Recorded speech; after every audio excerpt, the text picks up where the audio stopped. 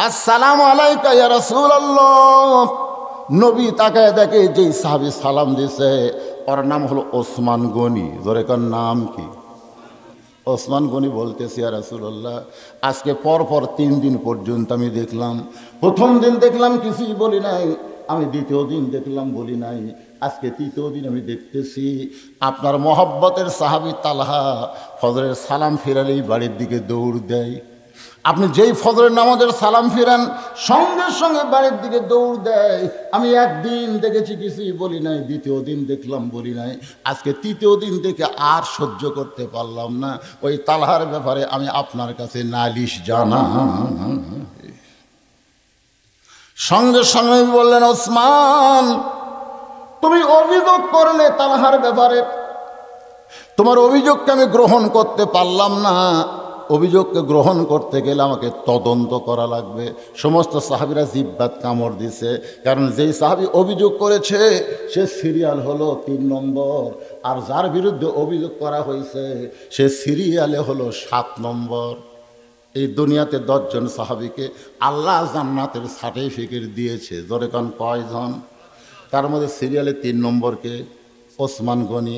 আপনার যদি 1 ধরেন আবু বকর, 2 হচ্ছে হযরত উমর, 3 নম্বর ওসমান, 4 নম্বর আলী, 5 নম্বর আব্দুর রহমান ইবনে আওফ, 6 নম্বর হলো জুবাইর, আর 7 নম্বর হলো তালহা। যার বিরুদ্ধে অভিযোগ করছে তিনি জান্নাতের সার্টিফিকেট পাওয়া কয় নম্বর? জোরে কোন কয় নম্বর? আর যিনি অভিযোগ করছে তিনি কয় নম্বর? তারপরে আল্লাহ নবী বলতেছেন, ওসমান, তুমি অভিযোগ করলে আমি অভিযোগকে গ্রহণ করব না, আগে আমাকে তদন্ত করা লাগবে। এখান থেকে প্রমাণ হলো কারো বিরুদ্ধে অভিযোগ করলেই আপনারা গ্রহণ করবেন না, আগে সেইটা তদন্ত করে আপনাকে দেখা লাগবে। কেউ যদি আপনাদের বলে বদরুল ইসলাম মারা গেছে, আপনার বলেন ইন্না লিল্লাহ, কিরে তদন্ত করা লাগবে না, আসলেই মরছে কিনা? কেউ যদি আপনাদের বলে হুজুর ওয়াজ করে এত টাকা নেয়, নাউযুবিল্লাহ, কি জন্য টাকা নেয়, এটা তদন্ত করার দরকার আছে না নাই? দরকার আছে না নাই? নবী ওসমান যিনি জান্নাতের 3 নম্বর সার্টিফিকেট পাওয়া, এমন ব্যক্তির কথাতেও বললেন, ওসমান, তুমি অভিযোগ করলেই তোমার অভিযোগকে আমি গ্রহণ করতে পারলাম না, আমাকে তদন্ত করা লাগবে। তাহলে আজকে বাংলাদেশে তদন্ত করার দরকার আছে না নাই? দরকার আছে না নাই? আজকে ঢালাওভাবে একজনের বিরুদ্ধে একজন বলে যাচ্ছে, এটা বলা চলবে না। আজকে ইউটিউব খুলে দেখেন, এক বক্তার বিরুদ্ধে আর এক বক্তা লেগে গেছে। যেরকম ঠিক কিনা? এই যে আহলে হাদিসের মধ্যে একটা আছে মুজাফফর বিন মহসিন, এই তো খালি এখনকার ছেলেরা ওইটা দেখে, আই রে হাই রে, মৌলবীকের মধ্যে মিল নাই রে, এরা লাগালাগি করতেছে, তাহলে আমরা কোন দিকে যাই? দেখেন, যার বিরুদ্ধে অভিযোগ করছে তিনি হলেন 7 নম্বর। তুই মুয়া সাহাবী না, দুনিয়াতেই জান্নাতের সার্টিফিকেট পাচ্ছেন। আর যিনি অভিযোগ করছেন তিনি হলেন 3 নম্বর। সঙ্গে সঙ্গে নবী দাঁড়িয়ে গেলেন। নবী তালহার বাড়ির দিকে রওনা দিচ্ছেন। ওসমান যে অভিযোগ করলো, অভিযোগ সত্য কিনা এটা যাচাই করার জন্য যখন রওনা দিলেন, নবী তাকায় দেখে মসজিদের মধ্যে সমস্ত সাহাবীরা দাঁড়িয়ে আছে। আল্লাহ রাসূল বললেন, তোমরা যদি চাও তাহলে তদন্তে আমার সঙ্গে অংশগ্রহণ করতে পারো। সুবহানাল্লাহ বলেন না? যেভাবে সাহাবীরা দাঁড়ায় আছে, কেউ মসজিদ থেকে বের হচ্ছে না, নবী একা একা, কারণ নবীর হুকুম না পাইলে বের হওয়া যাবে। এই জন্য আল্লাহ নবী বললেন, তোমরা যদি চাও তাহলে আমার সঙ্গে তদন্ত অংশগ্রহণ করতে পারো। সমস্ত সাহাবী পিছনে পিছনে, নবী সামনে সামনে, কারণ নবী যখন রাস্তা দিয়ে যাবে, নবীর সামনে যাওয়া কোনো সাহাবীর জন্য চলবে। নবী সামনে সামনে আর প্রত্যেকটা পিছনে পিছনে। আল্লাহ নবী তালহার বাড়ির দরজাত গেলেন। তালহার বাড়ির দরজাত গিয়ে নবী সালাম দিলেন। আপনি যে কোনো বাড়ির দরজায় যান, নবীর সুন্নত হলো সালাম দেওয়া। নবীর সুন্নত কি? আপনারা কি সালাম দেন? এই সময় সালাম নবীর এই সুন্নত শোনেন। এই যে মানুষের বাড়ির দরজার যে সালাম দেওয়া, এই সালাম দেওয়ার সুন্নত যদি আপনি চালু করতে পারেন, 100 গলা কাটা শহীদের সওয়াব আল্লাহ আপনাকে দান করবে। আপনার মনে মরা সুন্নত, এই সুন্নত মরে গেছে। আর কলিং বেল থাকলে তো চাপ মারে। নবীর সুন্নত হলো আসসালামু আলাইকুম ইয়া আহলাল বাইত, নবী তালহার বাড়িতে সালাম দিলেন। তালহা বাড়ির মধ্য থেকে বলতেছে, ওয়ালাইকুম আসসালাম ইয়া রাসূলুল্লাহ। সুবহানাল্লাহ বলেন। যেই মাত্র নবী সালাম দিয়েছে, সঙ্গে সঙ্গে তালহা সালামের উত্তর দেয়। নবী বললেন, তালহা বাড়ির দরজা খোলো। তালহা বাড়ির মধ্য থেকে বলতেছে, রব্বাইকা ইয়া রাসূলুল্লাহ। নবী আবার ডাক দিলেন, তালহা বাড়ির দরজা খোলো। তালহা বলতেছে, লব্বাইকা ইয়া রাসূলুল্লাহ। আবার ডাক দিলেন, তালহা দরজা খোলো। সঙ্গে সঙ্গে তালহা বলতেছে, রব্বাইকা ইয়া রাসূলুল্লাহ।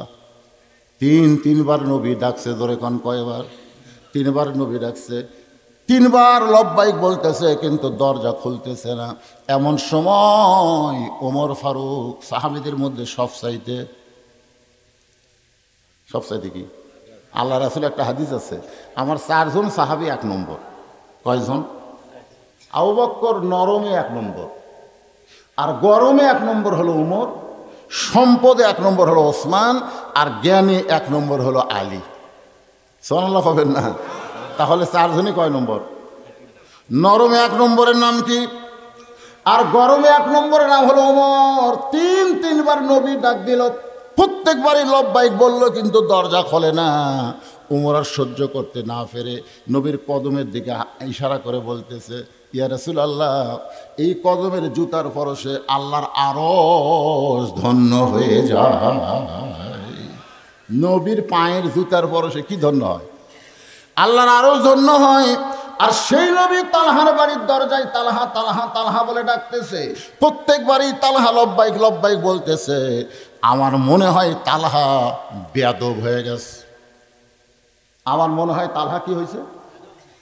আল্লাহ রাসূল বললেন, ওমর, তদন্ত করার আগে রিপোর্ট দিও না, তদন্ত করার আগে রিপোর্ট দিও না। মুসলিমরা কয়, নাউজুবিল্লাহ নাউজুবিল্লাহ। যেই হুজুর টিভি দেখে তার পাশে তো আমরা নামাজ পড়বো না। জোহরের সময় ইমাম সাহেব মসজিদে ঢুকতেছে, আল্লাহুম্মা আফতাহলি আবওয়াবা রাহমাতিক, দোয়া আছে না নাই? কেবল ইমাম সাহেব বলতেছে আল্লাহুম্মা আফতাহ, সমস্ত মুসল্লি বলতেছে না। ইমাম কয় না, কি জন্যে? মুসল্লি বলতেছে, মিয়া টিভি দেখেন আর আপনার পাশে আমরা নামাজ পড়বো। ইমাম কয়, আমি তো টিভি কিনি নাই ভাই রে, তাহলে দেখবো কেমনে? তেলতলা বলে, হুজুর তাহলে বাঁশের মাথাত কি দেখলাম? ইমাম বলতেছে, ওটা মোবাইল অ্যান্টেনা। তখন সবাই বলে, কে রে তুই কি দেখলি আর কি করি? কই, মনে করছিলাম ভাই। মনে করার উপর অভিযোগ করছে, আর তদন্ত ছাড়াই ইমাম বাদ। আজকে আমাদের বাংলাদেশে এরকম আছে না নাই? যখন আছে না নাই? মনে করলে হবে না। ওমর, তুমি যাকে বেদব বলতেছো, তদন্ত করার আগে রিপোর্ট দিও না। আগে তদন্ত হবে, তারপরে তালহা বেদব না খারাপ তারপরে বলা যাবে। জোরে কোন কথা ঠিক কি না? দেখেন, রাসূল যদি বলতো, ওমর তুমি ঠিকই কইছো, তুমি ঠিকই কইছো, আমার জুতার পরশে আল্লাহর আরশ ধন্য হয়ে গেছে, আর এতবার ডাকতেছি তাও দরজা খোলে না, এ লাগাও রে। এই কথা যদি নবী বলতো, আপনার বলেন তো তালহার বাড়ি থাকতো? সাহাবীদের শরীরত বল আছে না নাই? একটা হলো শরীরের বল, একটা হলো ইমানের বল। আর এই সাহাবীদের মধ্যে এমন একজন সাহাবী আছে যার নাম হলো আলী। ও গোটা তালহার বাড়ি এক হাতের উপর লিবি। আলী যদি ইচ্ছা করে গোটা তালহার বাড়ি হাতের উপর লিবি। জোরে কোন কথা ঠিক কিনা? কারণ কামুজ দুর্গের দরজা যিনি ঢাল বানাছে, যে দরজা খুলতে 70 লাগাতে 70 জন মানুষ লাগে, আর সেই দরজাটি হাতের ঢাল বানাছে। জোরে কোন সুবহানাল্লাহ। এমন সময় হযরত ওমর বুঝতে পারলেন, যদি কোনো বেয়াদবি হয়, একটা কথা বলার কারণে নবী যেরকম খেপা খেপছে, আর এখানে থাকা যাবে না। ওমর ফারুক চুপি চুপি তালহার বাড়ির চারিধার ঘুরতেছে, আর মনে মনে চিন্তা করে, আল্লাহ নবী ডাক দেয়, বেটা লব্বাইক বলে, দরজা খোলে না। এই বাড়ির মধ্যে এমন কি মজা আছে, এটা নিজের চোখে না দেখা পর্যন্ত আমি বুঝতে পারবো না। নিজের চোখে হযরত ওমর বাড়ির চারিধার ঘুরতে গিয়ে দেখতে পাই দেওয়ালের একটা ফাটল। ওই ফাটল দিয়ে ভিতর দিকে লক্ষ্য করে দেখে ছোট্ট একটা বাচ্চা, মাসুম বাচ্চাকে তালহা রশি দিয়ে খুঁটির মধ্যে বেঁধে রাখছে, আর বাচ্চাটা শুধু বাবা বাবা বলে কাঁদতেছে। আপনার বলেন তো, ছোট বাচ্চাকে যখন কষ্ট দেওয়া হয়, ওই বাচ্চা বাবা বলে কান্দে না মা বলে কান্দে? সম্মানিত মা বোনেরা, পর্দার অন্তরালে বসে বসে যারা আলোচনা শুনতেছেন তাদেরকে শ্রদ্ধা জ্ঞাপন করে দীর্ঘ অনেক বছর পরে আমারই মনে হয় যখন বীরগ্রামে ওয়াজ করতে এসেছিলাম তখন আমার দাড়ি সব কালো ছিল, ঠিক কিনা বলেন? 20-22 বছর আগেকার কথা, 94 কি 96 সালে হবে। দীর্ঘ বহু বছর পরে আজকের এই মাহফিলে জানতে চাচ্ছি আপনারা সকলে কেমন আছেন। আলহামদুলিল্লাহ রব্বিল আলামিন। যে আল্লাহ তাআলা শারীরিক সুস্থতা দান করে মানসিক প্রশান্তি লাভের জন্য আজকের জান্নাতের বাগানে কবুল করলেন, আমরা সে আল্লাহর উপরে খুশি না বেজার? তাহলে জবান খুলে সমস্বরে সকলে বলবো রব্বানা লাকাল হামদ হামদান কাসীরান তাইয়িবান মুবারাকান ফীহি। আমরা প্রশংসা করলাম কার? কেন করলাম? বক্তার প্রশংসা করেন, আপনাদের কোনো লাভ নেই। লাভ হবে বক্তার, কারণ দাওয়াত বেশি হবে। নেতার প্রশংসা করেন, সারা জীবন নেতার প্রশংসা করেন, আপনাদের কোনো লাভ নাই। নেতা ইলেকশনে ভোট বেশি পাবে। ডাক্তারের প্রশংসা করেন, সারা জীবন প্রশংসা করলে আপনাদের কোনো লাভ হবে না, ডাক্তারের রুগী বেশি হবে। কিন্তু আমরা যে আল্লাহর প্রশংসা করলাম এ আল্লাহর কোনো লাভ হবে না, বরং যারা প্রশংসা করলাম তাদের আমল নামায় এত বেশি নেকি আল্লাহ দিবে যে নেকি দিয়া মিজানের পাল্লাটা আল্লাহ পরিপূর্ণ করে দেয়। অন্য হাদিসে বলা হয়েছে আসমান জমিনের ফাঁকা জায়গাটা আল্লাহ নেকি দিয়ে পরিপূর্ণ করে দেয়। তাহলে আল্লাহর প্রশংসা করলে লাভ কার হলো? কথা কয় না। তাহলে আমরা কি বোকা নাকি? আমরা কি বোকা? আমরা অন্য কারো প্রশংসা করব? জোরে বলেন করব? যাদের প্রশংসা করলে আমাদের কোনোই লাভ নাই, খামাখা আমরা তাদের প্রশংসা না করে আমরা একমাত্র প্রশংসা করব কার? আল্লাহর।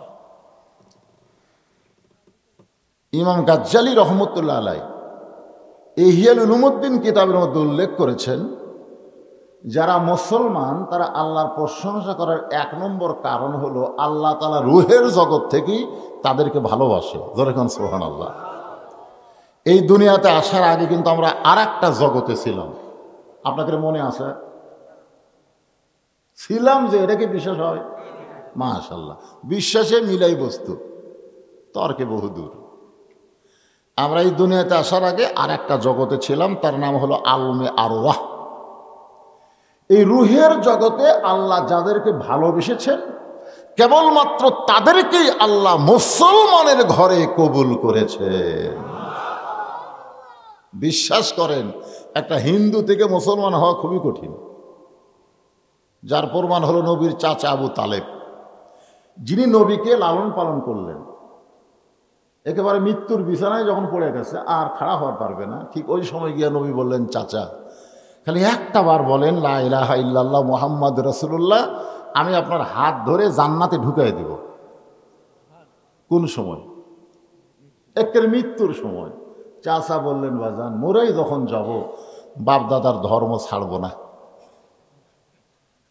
এখান থেকে প্রমাণ হলো অন্য ধর্মে জন্ম নিয়ে মুসলমান হয়ে মরা খুবই কঠিন। আল্লাহ এই কঠিনটা আমাদের জন্য রাখে নাই, সরাসরি মুসলমানের ঘরে কবুল করেছেন, যার কারণে মুসলমান হয়ে মরা আমাদের জন্য কোনো কঠিন। এজন্য প্রশংসা করব কার? আল্লাহর প্রশংসা করার 2 নম্বর কারণ হলো আল্লাহ এমন একজন নবীর উম্মত হিসাবে আমাদের কবুল করেছেন যে নবী জান্নাতে যাবে না যতক্ষণ পর্যন্ত আল্লাহ আমাদের জান্নাত না দিবে। এজন্য একটা গান আছে, আছেন আমার মুক্তার, আছেন আমার ব্যারিস্টার, শেষ বিচার কোন বিচার? সবাই কর না কেন? সেই বিচারের হাইকোর্টেতে তিনি আমায় করবেন পার, আমি পাপী রাসূল জাবিনদার। আল্লাহ রাসূল বলেছেন আমার উম্মতেরা শুধু ঈমান নিয়ে, কথাটা খেয়াল করবেন। আমার উম্মতের শুধু ঈমান নিয়ে কবরে যদি আসতে পারে, বাদ বাকি দায়িত্ব সব আমার। এই কথা শোনার পরে সুবহানাল্লাহ বলতে কষ্ট হচ্ছে। রাসূল বলেছে শুধু ঈমান নিয়ে, কি নিয়ে?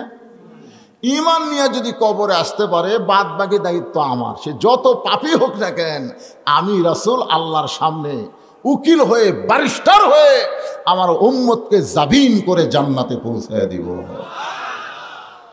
এইরকম নবী পাওয়া হলো ভাগ্যের ব্যাপার।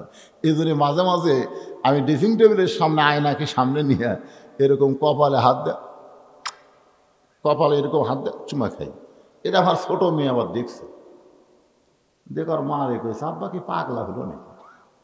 নিজের কপালে হাত দেয়, মুখ চুমা খায়। আমার বউ আমার কয় চুমা খাও কেন? চুমা খাওয়ার কারণ হলো এ কপাল পোড়া না। এই কপাল হলো এমন একজন নবীর উম্মত হওয়ার কপাল, যেই নবী ততক্ষণ পর্যন্ত জান্নাতে যাবে না যতক্ষণ পর্যন্ত আমরা জান্নাতে না যাব। জোরে কোন সুবহানাল্লাহ। এখন আপনারা বলেন, এই বিশ্ব নবীর উম্মত হওয়াতে আমাদের ভাগ্য কেমন? তাহলে প্রশংসা করবো কার? আল্লাহর প্রশংসা করার 3 নম্বর কারণ হলো এই যে কোরআনের ওয়াজ আপনারা শুনবেন। বাবা আদম থেকে ঈসা আলাইহিস সালাম পর্যন্ত যত কিতাব আল্লাহ দিয়েছে, সমস্ত কিতাবের মধ্যেই গোঁজামিল। নবীরা যখন ছিল তখন ভালো ছিল, যে নবীরা বিদায় হয়ে গেল, নবীর উম্মতেরা ইচ্ছা মতো বাদ দেয়, ইচ্ছা মতো ঢুকালো। আগে কিন্তু ইনজিল শরীফ ছিল, এখন হচ্ছে বাইবেল। ধরে কোন কথা ঠিক কিনা? এইরকম সব কিতাবের মধ্যে, আল্লাহর কিতাবের মধ্যেই মানুষ কম বেশি করছে, কিন্তু এই যে কোরআন শরীফ, এই কোরআনের মধ্যে তুমি যত বড়ই মাওলানা হও, এই আয়াত ভালো লাগতেছে না, এটা বাদ দিয়ে আর একটা ঢুকাবো আছে? কোরআনের প্রথমে আল্লাহ বললেন জালিকাল কিতাবুল লা রাইবা ফীহ, এটা এমন একটা কিতাব যার মধ্যে কোনো সন্দেহ নাই। কেউ যদি মনে করে হুজুর যখন আল্লাহ নাজিল করছিল তখন সন্দেহ নেই, কিন্তু এত বছর হয়ে গেল, 1400-1500 বছর, এখন যদি কিছু, এই জন্য আল্লাহ বললেন ইন্না নাহনু নাযালনা যিকরা ওয়া ইন্না লাহু লাহাফিজুন। এই কোরআন হেফাজতের দায়িত্ব স্বয়ং কার হাতে? একটা নোক্তাও কেউ পরিবর্তন করতে পারবে এমন একটা নির্ভেজাল কিতাব আল্লাহ আমাদেরকে হেদায়েত স্বরূপ দান করেছেন। এই জন্য প্রশংসা করব কার? সেই কোরআন থেকে ছোট্ট একটা আয়াত আজকে আপনাদের সামনে আলোচনা করব। আয়াতটা হলো ইয়া আইয়ুহাল্লাযীনা আমানুস্তাঈনু বিস-সাবরি ওয়াস-সালাহ ইন্নাল্লাহা মা'আস-সাবিরিন।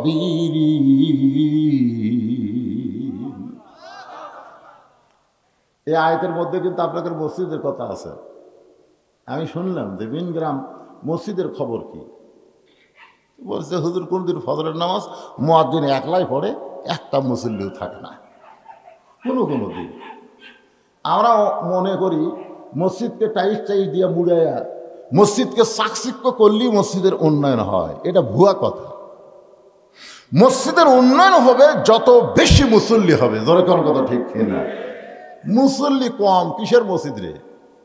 বর্তমান সরকার 564টা মসজিদ বানিয়ে দিছে, 564টা মসজিদ নাম দিছে মডেল মসজিদ। ধরে কোন কি মসজিদ? কিন্তু মুসল্লি নাই, মুসল্লি নাই। এখন হয়তো আপনারা বলবেন হুজুর ওয়াজ করবেন, ওয়াজ করলে মানুষ যেন নামাজি হয়।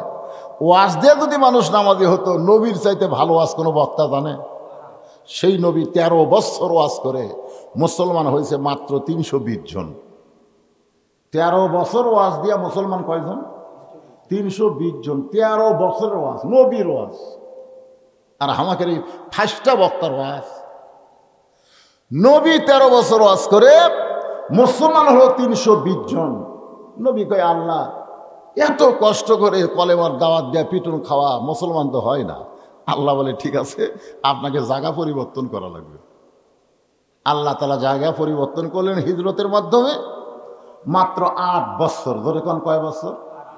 8 বছরে 10,000 সাহাবী নিয়ে নবী মক্কা বিজয় করলেন। তাহলে 13 বছরে কত? 320 জন। আর 8 বছরে 10,000 সাহাবী, 10,000 সাহাবী নিয়ে মক্কা বিজয়। এখন আপনারা বলেন তো, মক্কার ইসলাম আর মদিনার ইসলাম এই দুইটার মধ্যে তফাৎ আছে না নাই? বর্তমানে বাংলাদেশে যে ইসলাম চলতেছে এটা হলো মক্কার ইসলাম। কিসের ইসলাম? মসজিদ হবে কিন্তু মুসল্লি হবে না। বক্তারা ওয়াজ করবে, ওয়াজ শুনবে একটা পর্যন্ত, কিন্তু ফজরের নামাজ পড়বে না। কথা কান্না খান। আবু জেহেল কি নবীর ওয়াজ শোনেনি? আপনাদের চাইতে ভালো, আপনার তো বসে থেকে শুনতেছেন, ওই খাড়া হয়ে শুনছেন। সকালবেলা মিটিংয়ের মধ্যে বলতেছে এত সুন্দর কোরআনের বাণী, রাতটা কোন দিক দিয়ে গেল আমি বুঝবারই পারিনি রে। দেখছেন, বুঝলি শুধু ওয়াজ চলবি, এত সুন্দর কোরআনের বাণী, রাতটা কোন দিক দিয়ে গেল বুঝবারই পারিনি। আবু সুফিয়ান বলে, নেতা যেই কোরআন শুনতে এত ভালো লাগে সেই কোরআন ধরলে অসুবিধা কি? আবু সুফিয়ান আবু জেহেলের উকিল, বলতে যেটা শুনতে রাত কোন দিক দিয়ে গেল বলা যায় না, সেইটা ধরলে ক্ষতি কি? আবু জেহেল বলতেছে, আবু সুফিয়ান তুই এমন প্রশ্ন করেছিস, এরা হক কথা বলতে গেলে এতগুলো মানুষের সামনে বলা যাবে না, তোর কানে কানে বলা লাগবে। কারণ হক কথা জোরে বলা যাবে, জোরে বললে আজরাইল ধরার আগে পুলিশ ধরিবে। আজকাল অনেক মানুষ কিন্তু আমরা আজরাইল ধরার চিন্তা করি না। আজরাইল ধরা হলো হক, জোরে কোন কথা ঠিক কিনা? পুলিশ ধরার ভয়ে আলুর বাগরের মধ্যে লুকে আছে, কম্বল নিচে একটা পারছে, ওপর একটা গাওয়াত দিয়েছে কালো, যেন বুঝবার না পারে। কি ধরার ভয়ে? পুলিশ ধরার ভয়। তো আজরাইল পুলিশের পোশাক করে উঠে গেছে, বলতেছে কি খবর ভাই? হাই রে হাই, এই জায়গায় পুলিশ, তুমি কেমনে খবর পেলে? কয় না রে ভাই, আমি পুলিশ না রে, আমি হলাম আজরাইল। তখন কান দেয়ার বলে, আল্লাহ রে, খালি পুলিশ ধরার চিন্তা করছি, আজরাইল ধরার চিন্তাই করিনি। আজকে আমাদেরকে যেটা ধরবি সেটার চিন্তা নাই, পুলিশ ধরার চিন্তা করলে হবে না। যে কোনো মুহূর্তে আমাদেরকে আজরাইল ধরবে আল্লাহর হুকুমে। জোরে কোন কথা ঠিক কিনা? একটু মনোযোগ দিয়ে শুনবেন। আবু জেহেল বলতেছে হক কথা জোরে বলা যাবে না, তোর কানটা আমার মুখের কাছে দে। আবু সুফিয়ান যখন কানটা মুখের কাছে দেয়, আবু জেহেল চারিদিকে তাকাইছে, ফিসফিস করে বললেও যদি কেউ বুঝবার পায়, এই জন্য চারিদিকে তাকায় দেখে পরিষ্কার কেউ নাই। বলতেছে আবু সুফিয়ান, এই কোরআন ধরলে, এই কোরআন যদি আমরা ধরি তাহলে আমাদের মতন ভুয়া নেতাকে নেতৃত্ব চলবে না। আমরা যারা নেতাগিরি করতেছি আমরা হলাম ভুয়া। জোরে কোন কি? কথা কর না, জোরে কি? এই ভুয়া নেতাদের নেতৃত্ব চলবে না, আসল নেতা হবে আব্দুল্লাহর এতিম পোলা। আজকে আল্লাহর কোরআনের যদি দল করেন, কোরআনকে যদি আপনারা গ্রহণ করেন, তাহলে মসজিদে মুসল্লি ডাকা লাগবে না, মুসল্লি ভরপুরে মসজিদ একতলা থেকে দোতলা এমনি হয়ে যাবে। জোরে কোন কথা ঠিক কিনা? তো এই ওয়াজ দিয়া আল্লাহর নবী মক্কায় কোনো মসজিদ নির্মাণ করেন নাই। মক্কায় নামাজ পাইছেন নবুয়তের 10ম বৎসরে, কিন্তু মসজিদ বানান নাই। হিজরত করে যখন মদিনায় গেলেন, সর্বপ্রথম যেই মসজিদটা বানালো সেই মসজিদের নাম হলো মসজিদে কোবা। আল্লাহ রাসূল বলেছেন, দুনিয়ার প্রথম মসজিদ কোবায় কেউ যদি 2 রাকাত নামাজ পড়ে, আল্লাহ তার প্রতি এত খুশি হয়ে যায়, তার আমল নামায় আল্লাহ একটা ওমরা হজের সওয়াব দিয়ে দেয়। এত সওয়াব কাবাতেও নাই। কাবাতে যদি 1 রাকাত নামাজ পড়েন 1 লাখ রাকাত নামাজের সওয়াব হবে। মদিনার মসজিদে যদি 1 রাকাত নামাজ পড়েন 50,000-এর হবে। বাইতুল মুকাদ্দাস যেইটা ইহুদিরা দখল করবার চায়, ওখানে 1 রাকাত নামাজ পড়লে 50,000 রাকাত নামাজের সওয়াব। আর প্রথম মসজিদ মসজিদে কোবায় যদি 2 রাকাত নামাজ পড়েন, একটা ওমরা হজের সওয়াব। তাহলে আল্লাহর নবী প্রথম মসজিদ বানালেন মসজিদে কোবা। মসজিদে কোবা বানানোর সঙ্গে সঙ্গে আল্লাহ তাআলা আইন করলেন, আল্লাযীনা ইম্মাক্কান্নাহুম ফিল আরদ, দুনিয়ার মধ্যে কাউকে যখন ক্ষমতা দেওয়া হবে, সে যদি মুসলমান হয়, তার 1 নম্বর দায়িত্ব হলো আকামুস সালাত, নামাজ কায়েম করা। তাহলে প্রধানমন্ত্রী খালি 564টা মসজিদ বানালে হবে না, এই মসজিদে যেন মুসল্লি হয় তার জন্য আল্লাহর আইন চালু করা লাগবে। জোরে কোন কথা ঠিক কি না? আল্লাহর আইন হলো আজান দেওয়ার পরে বীরগ্রাম বাজারে একটা মুসলমান ঘুরবার পারবে না। আজান দেওয়া মানে কি মুয়াজ্জিন ডাকছে না আল্লাহ ডাকছে? জোরে কোন মুয়াজ্জিনের কণ্ঠে ডাকটা কার? আল্লাহ ডাকতেছে হাইয়া আলাস সালাহ হাইয়া আলাল ফালাহ, আর তুমি দোকানদারি করো মিয়া। আল্লাহর আইন হলো আজান হওয়ার পরে যারা দোকানদারি করবে, ঘোরাফেরা করবে, ওদেরকে ধরো মসজিদের কাছে একটা রিমান্ডের ঘর বানাও। রিমান্ডের ঘর বানায় ওরা পাশার কাপড় খুলে পাশার উপরে 10টা করে বাড়ি মারো। এই আইনটা যদি চালু হয়ে যায়, বাংলাদেশে একটাও বেনামাজি থাকবে না, আর সবাই যদি নামাজি হয়। এরকম ওয়াজ করার দরকার নাই, মক্কা মদিনায় ওয়াজ হয় না, এই কারণে হয় না। ইন্না সালাতা তানহিল ফাহশাই ওয়াল মুনকার, একমাত্র নামাজি পারে মানুষকে যাবতীয় খারাপি থেকে বাঁচাই দিতে। জোরে কোন সুবহানাল্লাহ। কোনো ওয়াজ পারবে না, কোনো ওয়াজ দিয়ে মানুষ ভালো হবে না। মানুষকে ভালো হতে গেলে নামাজ লাগবে। জোরে কোন কি লাগবে? হাদিস আছে বিস্তারিত, হুজুরি কলব ব্যতীত। হাদিস আছে বিস্তারিত, হুজুরি কলব ব্যতীত করছেন কালো নামাজ তোর হবে না। তবে কেন গাও জোয়ারি, মানুষকে দেখাও নামাজ পড়ি, ও তোমার সিদ্ধ বীজে সুফসল ফলে না। আজ কেন আল্লাহর নামাজ ধরতে পারলা না? আল্লাহ কয় নামাজের জোরে ফায়েশা কাজ যাবে দূরে, পাক কোরআনে রয়েছে ঘোষণা। এখন আকাম কুকাম নামাজ রোজা একসাথে বান্ধিয়া বোঝা, আকাম কুকাম নামাজ রোজা একসাথে বান্ধিয়া বোঝা, জাহান্নামে দিয়াছ রওয়ানা। আজ কেন আল্লাহর নামাজ ধরতে পারলা না? নামাজ পড়ার কথা নাই, নামাজ ধরার কথা। আমার কথা কি আপনারা বুঝতেছেন? আজকের মাহফিলটা কিসের জন্যে? মসজিদের জন্যে, ঠিক না? আর মসজিদ কিসের জন্যে? নামাজের জন্যে। এই জন্যে কথাটা খেয়াল করবেন। কোরআন থেকে একটা আয়াত আমি তেলাওয়াত করছি, এটাকে সামনে নিয়ে আমাদের ওয়াজ হবে।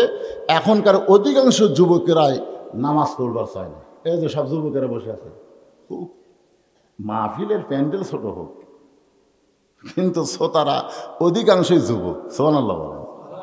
আমি যখন আগে এলাকায় ওয়াজ করতাম, এরা হয়তো আমাকে দেখেইনি। এরা ওই মোবাইলে দেখছে, ফেসবুকে দেখছে, ইউটিউবে দেখছে, দেখে দেখে ওটাই তো রে।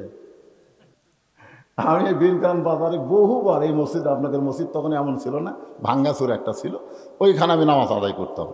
তখন তার গাড়ি ছিল না, মোটর সাইকেল থামায় এলাকার মুরব্বীগুলো এসে বলতে রে আমাকে বোঝ বেশি রে। তো যাই হোক, আজকে যুবকদেরকে আমি বলতেছি বাজান,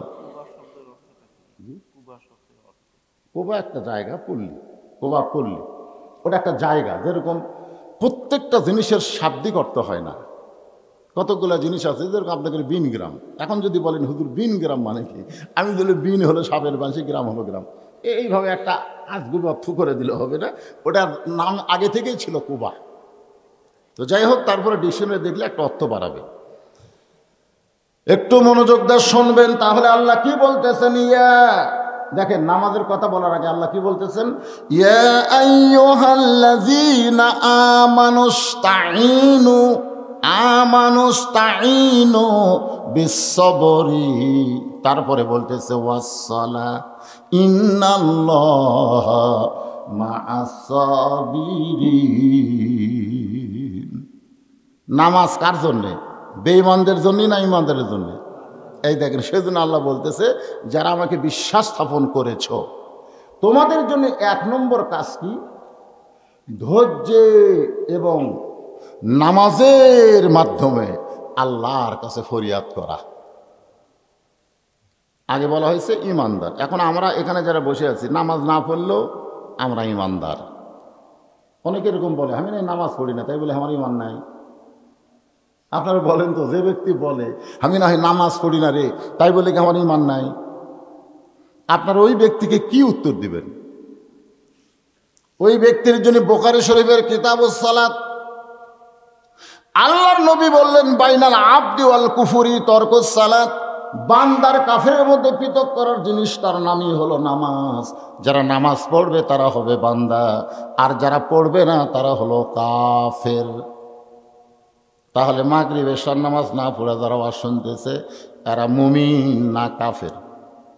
কথা কন না কেন ভাইরে? এখন আমার সঙ্গে বলা লাগবে যারা বেনামাজি, আপনারা বলবেন কাফের, বলতে পারবেন না ভাইজান? বেনামাজি দেখেন যুবকের একটাও বলতেছে না,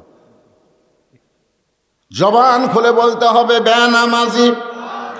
আরো জোরে জোরসে বলুন। এখন নামাজ না পড়াও যারা কাফের কাফের মিছিল করতেছে, ফেরেশতা বলতেছে আল্লাহ, আমি আর কান্দত বসে থেকে দেখছি আল্লাহ ওই এশার নামাজ পড়েনি, ওই বিনগ্রাম বাজারের মধ্যে ঘোরাফিরি করছে, এরপরে বক্তার কথা মতো কাফের কাফের মিছিল করতেছে। আল্লাহ বলে ফেরেশতা সাক্ষী থাক, ফজর থেকে যদি নামাজ শুরু করে দেয়, অতীত জীবনের যত না পড়া নামাজ পড়ার গুনাহ আছে আমি আল্লাহ সব মাফ করে দিলাম। মান তারাকা সালাত মুতাম্মিদান ফাকাত কাফারা, ইচ্ছা করে একটা ওয়াক্ত নামাজ যারা বাদ দিবে তারাই আল্লাহর সঙ্গে কুফুরি করবে। তাহলে ঈমান রক্ষা করতে গেলে 1 নম্বর হলো নামাজ। ধরে কারণ 1 নম্বর কি? সাহাবারা জিজ্ঞেস করলেন ইয়া রাসূলুল্লাহ মা হুয়াল ঈমান, ঈমান সম্পর্কে যদি আমাদের একটু শোনায় দেন। রাসূল বললেন ইকরার বিল লিসান তাসদীক বিল জানান, কলিজার মধ্যে ঈমানের জায়গা দেওয়া লাগবে। আমল বিল আরকান, ঈমান অনুযায়ী তাকে আমল করা লাগবে।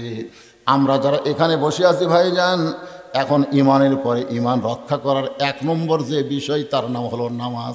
এখানে আল্লাহ কেন বললেন বিশ্ববরি ওয়াসসালাহ? মানুষের ধৈর্য খুবই কম, তাই না? দেখবেন একটা মানুষ দুনিয়ার কাজ কাম করতে গিয়ে ঘন্টার পর ঘন্টা কাজ করতেছে, ওই জায়গায় অধৈর্য নাই। কিন্তু মসজিদের মধ্যে যদি ঢোকে, নামাজ হবে 4টায়, মনে করেন আসরের নামাজ কয়টায় হবে? 4টায়। উনি যদি 5 মিনিট আগে ঢোকে, দেখবেন ওই 5 মিনিটের মধ্যে 6 বার ঘড়ি দেখবি। কয়বার? আবার দেখবি। পাশে একজন বলি ভাই আর কয় মিনিটে? তো বলতেছে এখনো 3 মিনিট আছে ভাই। উনি হাম নিয়ে বলতেছে এখনো 3 মিনিট আছে ভাই। ওই আবার বলতেছে আজকে ঘড়ি লড়তেছে না রে আজকে। এই জন্য আল্লাহ বলেছেন বিশ্ববরি ওয়াসসালাত। তুমি এমন একটা ঘরের মধ্যে ঢুকেছ, যে ঘরের মধ্যে তুমি যতক্ষণ থাকবে ততক্ষণ আল্লাহ রহমত অবারিত তোমার উপর বর্ষণ হবে। জোরে কোন সুবহানাল্লাহ। এই জন্য আমরা যখন মসজিদের মধ্যে ঢুকি তখন আমরা কি বলি? আল্লাহুম্মা আফতাহলি, বলেন আপনারা বলেন না? আল্লাহুম্মা আফতাহলি আবওয়াবা রহমাতিক। তার বাংলা কি? 20 বছর হলে নামাজ পড়ে দোয়া পড়ে ঢোকে। আমি জিজ্ঞাসা করলাম ভাই এই যে আপনি দোয়া পড়লেন আল্লাহুম্মা আফতাহলি আবওয়াবা রহমাতিক, এই দোয়ার বাংলা কি? সবাই বলে হুজুর হামু কই, এত বাংলা অর্থ জানি না। হিন্দু মসজিদের ধার যায় প্রতিদিন, হিন্দু পাড়া মুসলমান পাড়া একই পাড়া। তো একদিন বলছে কে রে তোর ইমাম যে মাঝে মধ্যে কয় স্বামী আল্লাহ হুলিমান হামিদে, এই হামিদা কার বউ রে? তখন কয় ভাই আমি যতদিন হলে নামাজ পড়ি এ হামিদাই কয় রে, হামিদা ছাড়ার কারো নাম কয় না। হুজুরের মায়ের নাম হবি না শাফির নাম হবি আমি তো জানি না। দেখছেন এত বছরের নামাজ পড়ে হামিদা মানে কি সেটাই যাবে না। এরকম মুসল্লি আছে না নাই? জোরে কেন আছে না নাই? তাই একটু খেয়াল করবেন মসজিদের উন্নয়ন গল্পে যখন মাহফিল, আজকে নামাজ নিয়ে কিছু কথা আপনাদের শুনতেই হবে, ঠিক কিনা বলেন? এই নামাজটা ধরা লাগবে। এই নামাজটা ধরলে আমাদের চরিত্র কেমন হবে? আল্লাহর নবী ফজরের নামাজের পরে যেই মাত্র সাহাবীর দিকে মুখ ঘুরাইছে, এমন সময় একজন সাহাবী দাঁড়িয়ে সালাম দেয়, আসসালামু আলাইকা ইয়া রাসূলুল্লাহ। আসসালামু আলাইকা, আসসালামু আলাইকুম, আলাইকা। আমাকে যখন সালাম দেবেন, দেখেন সালাম দেওয়াটাও শেখা লাগবে। আমাকে যখন সালাম দেবেন তখন কি বলতে হবে? আসসালামু আলাইকুম। আর নবীরে যখন সালাম দেবেন তখন বলতে হবে আসসালামু আলাইকা। আল্লাহ রাসূল বলেছেন আসসালামু কবলাল কালাম। কোনো কথাবার্তা বলার আগেই দেওয়া লাগবে, কথা কয় না। কোনো কথা না বলে কি দেওয়া লাগবে? সালাম দিয়ে কথা শুরু করা লাগবে। এখন আপনাদের মধ্যে কেউ যদি আমাকে বলেন হুজুর আসসালামু আলাইকুম, সালাম হবে? কেন হবে না? আগে হুজুর করছেন। তাহলে কেউ যদি বলে চেয়ারম্যান সাহেব আসসালামু আলাইকুম, কে ভাইরে কথা কন না কেন? হবে? আগে কি করছেন? কেউ যদি বলে ইয়া নবী সালামু আলাইকা, তাহলে তাহলে কেন হবে? আগে ইয়া নবী করলেন। আপনারা যারা হজ করছেন, এখানে যারা হাজি আছে, একটা হাজি বলেন তো রাসূলের রওজার পাশে গিয়া ইয়া নবী সালাম আলাইকা কইছেন? ওই জায়গায় গিয়ে আমরা বলেছি আসসালামু আলাইকা, আগে সালাম তারপরে ইয়া রাসূলুল্লাহ, আসসালামু আলাইকা ইয়া নবী, আসসালামু আলাইকা ইয়া হাবিবুল্লাহ। আগে সালাম তারপরে নবীর নাম। সালাম না দিয়ে নবীর নাম নেওয়া যাবে না। আসসালামু কবলাল কালাম, কথাবার্তা বলার আগেই দেওয়া লাগবে কি? সাহাবী বলে আসসালামু আলাইকা ইয়া রাসূলুল্লাহ। এখানে আমার ব্যাপারে বহু বচন, নবীর ব্যাপারে কিন্তু এক বচন। যারা আরবি গ্রামার জানেন তারা বুঝতেছেন, কা হলো এক বচন, কুমা হলো দুই বচন, কুম হলো বহু বচন। আমার দুই কান্দে দুইটা ফেরেশতা সবসময় থাকে, এ কারণে আমার জন্য বহু বচন আসসালামু আলাইকুম। কিন্তু নবীর জন্য এক বচন হলো, নবীর দুই কান্দে দুইটা ফেরেশতা নাই, এ কারণে নবীরে বহু বচনে দেওয়া লাগবে না। হয়তো বলবেন হুজুর নবীর দুই কান্দে দুইটা ফেরেশতা কেন নাই? ইমাম গাজ্জালী বলেন লাইলাতুল মিরাজে ফেরেশতা জিবরাইল ঘরের মধ্যে ঢুকে দেখে নবী ঘুম পাড়তেছে। জিবরাইল বলে আল্লাহ নবী ঘুম পাড়ে, এই নবীরে কেমনে তোমার আরশে নিয়ে যাব? আল্লাহ বলে জিবরাইল নবীরে ডাক দাও। জিবরাইল বলে হুজুর কেমনে ডাক দিব? রাসূল বললেন তোমার জিহ্বা বের করে নবীর পায়ের তালুতে সুরবুরি দাও। ফেরেশতা জিবরাইল জিহ্বা বের করে নবীর পায়ের তালুতে যখন সুরবুরি দেয়, নবী ঘুম থেকে চেতন পায়, বলে জিবরাইল ফেরেশতার সর্দার হয়ে তুমি আমার পায়ের তালুতে আঙ্গুল দিবার পারতা, কিন্তু জিহ্বা দিয়ে কেন চেতন করলা? জিবরাইল কান্দেরা বলে নবী গো আপনার এত দাম, স্বয়ং আল্লাহ তাআলা এইভাবে আপনাকে জাগানোর হুকুম দিয়েছে। তাহলে কি বোঝা গেল? ফেরেশতার সর্দার জিবরাইল যদি নবীর পায়ের তালুতে জিহ্বা ঠেকায়, সেই নবীর কান্দে চলার যোগ্যতা কোনো ফেরেশতার নেই। নবীর শান, নবীর মর্যাদা, এইটা নবীর উম্মত হিসেবে আমাদের জানার দরকার আছে না নাই? ধরে কোন কি কাবল কান্দে মা মারে। ডিসেম্বর মাসের 25 তারিখে আমার মা যখন দুনিয়া থেকে বিদায় নিল, এতদিন বাবা মরে গেছে 18 সালে। আমরা বাবার জন্যে দুঃখ করেছি, বাবার জন্য কান্নাকাটি করেছি। তারপরেও মায়ের কাছে আসলে বাবার অভাব মনে হয় ভুলে যায়। কারণ মাও যদি আগে মরে, বাবা আর একটা বিয়ে করে, ধরে কোন কথা কর না কেন ভাই রে, বিয়ে করে বাড়ি তার অশান্তির আগুন জ্বলে। আমি দেখছি আমার এক চাষি সৌরি যখন বয়স তার 22 বছর, ওই সময় তার স্বামী মারা গেছে। ওই সন্তান নিয়ে সবাই বলেছে আপনি দেখতে সুন্দরী, বিয়ে সাথে বসেন। না না, আমার কলজার টুকরা খাবি, অশান্তির মধ্যে রাখবো, দরকার হলে বিয়েই বসবো না, বিবাহই বসেনি। এটা হলো মা। আর 22 বছর 24 বছরের কোনো যুবকের যদি বউ মরে, কি কবি? যাক রে, বউ মরছে কপালার রে। আসলে যৌবন বয়সে বউ মরলে অসুবিধা নেই, কিন্তু আমাদের মতন বুড়াকের বউ মরলে একটু পাত্রী পাতে, কি সমস্যা? কোনো সমস্যা নেই। একটু মনোযোগ দিয়ে শুনবেন। মা আর বাবা, আমার গানের কথা মনে পড়লো। মা যখন দুনিয়া থেকে বিদায় নিল, তখন একটা গান এসে সবসময় আমার সামনে দাঁড়ায় যায়। কি বলবো প্রসবের কথা, মা বিনে সেই ব্যথা কেউ তো বুঝিবে না। মাজন ঠেকিয়া সন্তানের দায়, অকালে মা মারা যায়, কেন সে মায়ের ভক্তি করো না। এমন দরদি ভবে কেউ হবে না আমার মা, মা গো। আপনাদের যাদের মা নাই তারা বুঝতেছেন। মা জীবিত থাকা অবস্থায় কোনো সন্তান বুঝবার পারে না, কিন্তু তালহার সন্তান মা মা বলে না কান্দে, বাবা বাবা বলে কাঁদতেছে। ওমর ফারুক এই দৃশ্য দেখার পরে চিন্তা করে, এটা কেমন বাবারে, যে সন্তানকে রশি দিয়া মাসুম বাচ্চাকে খুঁটির সঙ্গে বেঁধে রাখছে। ওইটা দেখে হযরত ওমর ফারুক নবীর কাছে আসতেছে। এমন সময় হযরত তালহা দরজা খুলে দাঁড়াইছে। আল্লাহ রাসূল বলে, তালহা রে, আর ওসমান অভিযোগ করেছে ফজরের নামাজের সালাম ফিরাই তুমি বাড়ির দিকে দৌড়াও।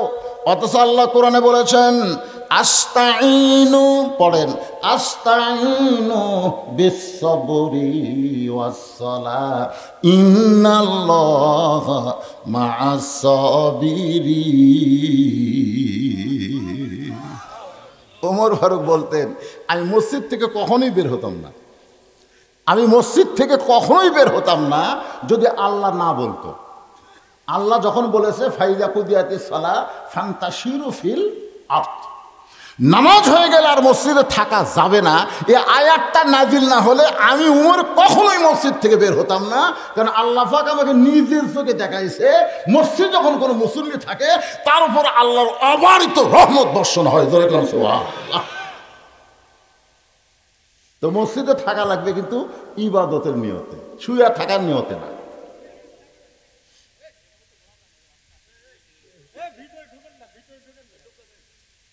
কি বারে কি হয়েছে বাবা? আগান মানে এদিকে তো বহু জায়গা আছে, জায়গা নাই, অনেক জায়গা আছে। আপনার একটু এই সাইড থেকে গেটের কাছে এত ভিড় করলে হয়, মনে করবি জনগণ ভরে গেছে, ওই সাইড ফাঁকা আছে। এই যে দেখেন স্যান্ডেল দেখছেন, ওই স্যান্ডেলটা কোনটি নিল? এই একটা গেটের লোক যদি আপনাকে মাঝখানে যায় স্যান্ডেল কুটি নিবে, হাতত নেবে না? আর হাতে যখন স্যান্ডেল নেবে তখন আপনার মাথার উপর দিয়ে যাবে। আপনি বলেন তো দেহের মধ্যে সবচাইতে দামি জায়গা কোনটা আর সবচাইতে কম দামি জায়গা কোনটা? পাও। স্যান্ডেল লয়, পাও। মাও লাগতি, তাহলে কি বুঝবি? ওরে সালারে পাও দিয়ে মারবি রে। তা সেই পায়ের স্যান্ডেল মাথার উপর দিয়ে যাচ্ছে, আপনাকে শরম লাগতেছে না? এই জন্য যার দিকে ফাঁকা আছে আপনি একটু আল্লাহর কাছে চাপেন, তো দিকে একটু চাপেন।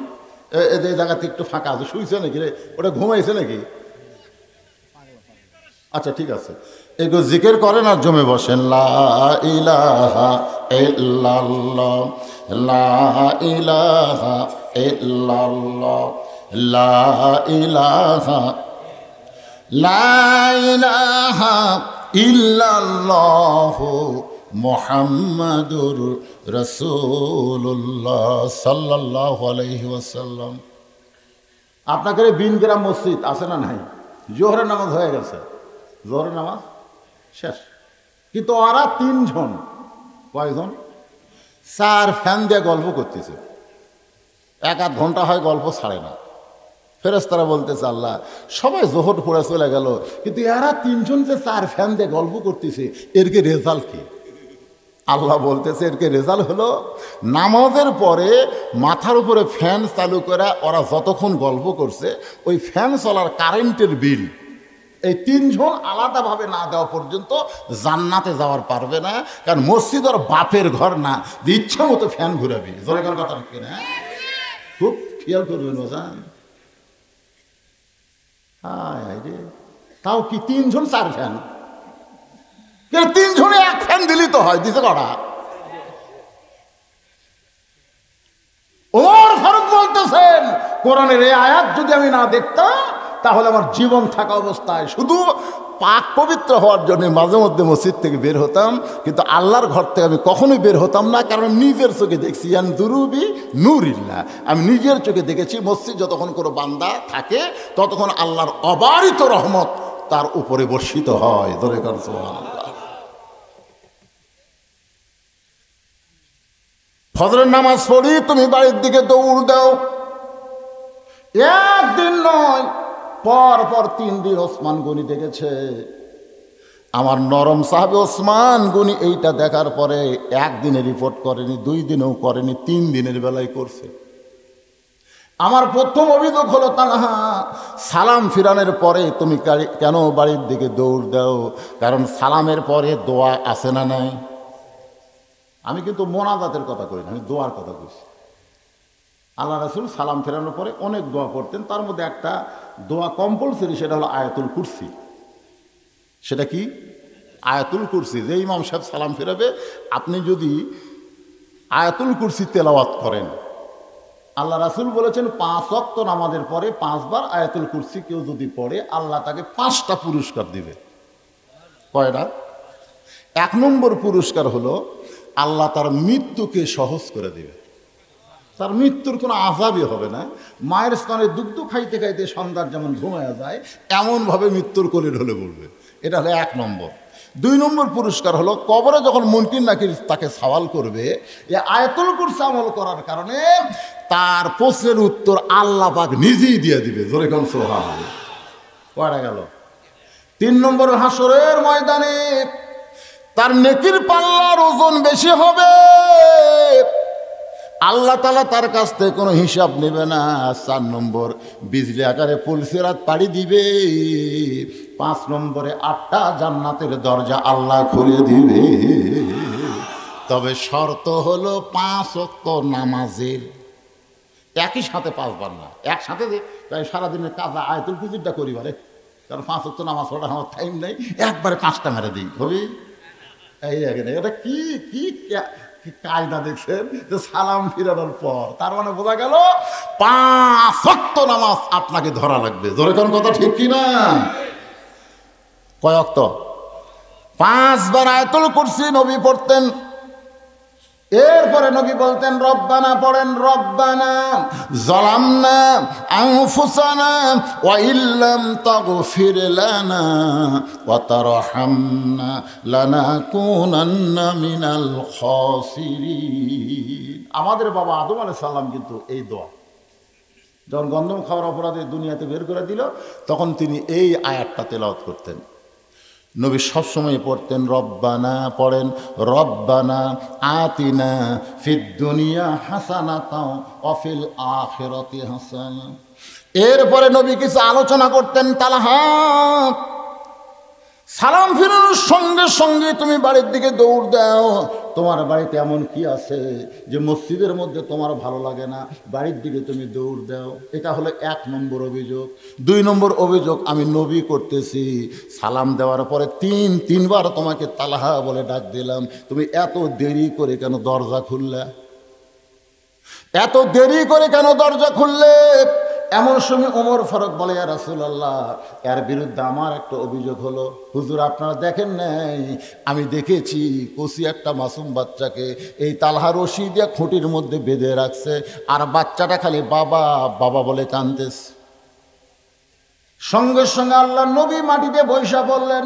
যেই নবী এতক্ষণ তালহার দরজায় দাঁড়িয়েছিলেন সেই নবী বসে পড়ে মাটির মধ্যে হাতটা ঢুকায় বললেন, তালহা রে, তোমার মুখটা ধুলায় প্রসারিত হবে যদি 3টে অভিযোগ তুমি খণ্ডাবার না পারো। তালহা, তোমার বিরুদ্ধে 1 নম্বর অভিযোগ হলো পরপর 3 দিন ফজরের সালাম ফেরা কেন বাড়ির দিকে দৌড়াও। তোমার বিরুদ্ধে 2 নম্বর অভিযোগ হলো 3 বার তোমাকে ডাক দিলাম, এত দেরি করে কেন দরজা খুললে। তোমার বিরুদ্ধে ওমর ফারুক অভিযোগ করেছে মারাত্মক অভিযোগ, ছোট বাচ্চাকে, মাসুম বাচ্চাকে যাদের কোনো পাপ লেখার ফেরেশতা কান্দে দেওয়া হয়নি, এরা হলো বেগুনাহ মাসুম। জোরে গান সুবহানাল্লাহ। আপনারা বলেন তো, ছোট ছোট বাচ্চা যারা ঘোরাফেরা করে, কয় বছর বয়সে এদের কান্দে ফেরেশতা আসে না? যখন থেকে জোর করে হয়নি, 7 বছর থেকে নামাজের তালিম দেও, আর 10 বছর থেকে জোর করে ঘর ধরে হাতের দিকে তাকান, এই ধরে পারবেন না, ঘাট ধরে মসজিদে নিয়ে যাও। অন্য হাদিস আছে মারিয়া পিটিয়া। আপনি যদি মারিয়া পিটা 10 বছর বয়সে আপনার ছেলেকে নামাজ ধরাবার পারেন, ওই ছেলে যে বিয়ে করবে ওই ছেলের বউ কোনোদিন বউ দজ্জাল হবে না, ওই বউ মা হবে। জোরে করার কথা ঠিক কিনা?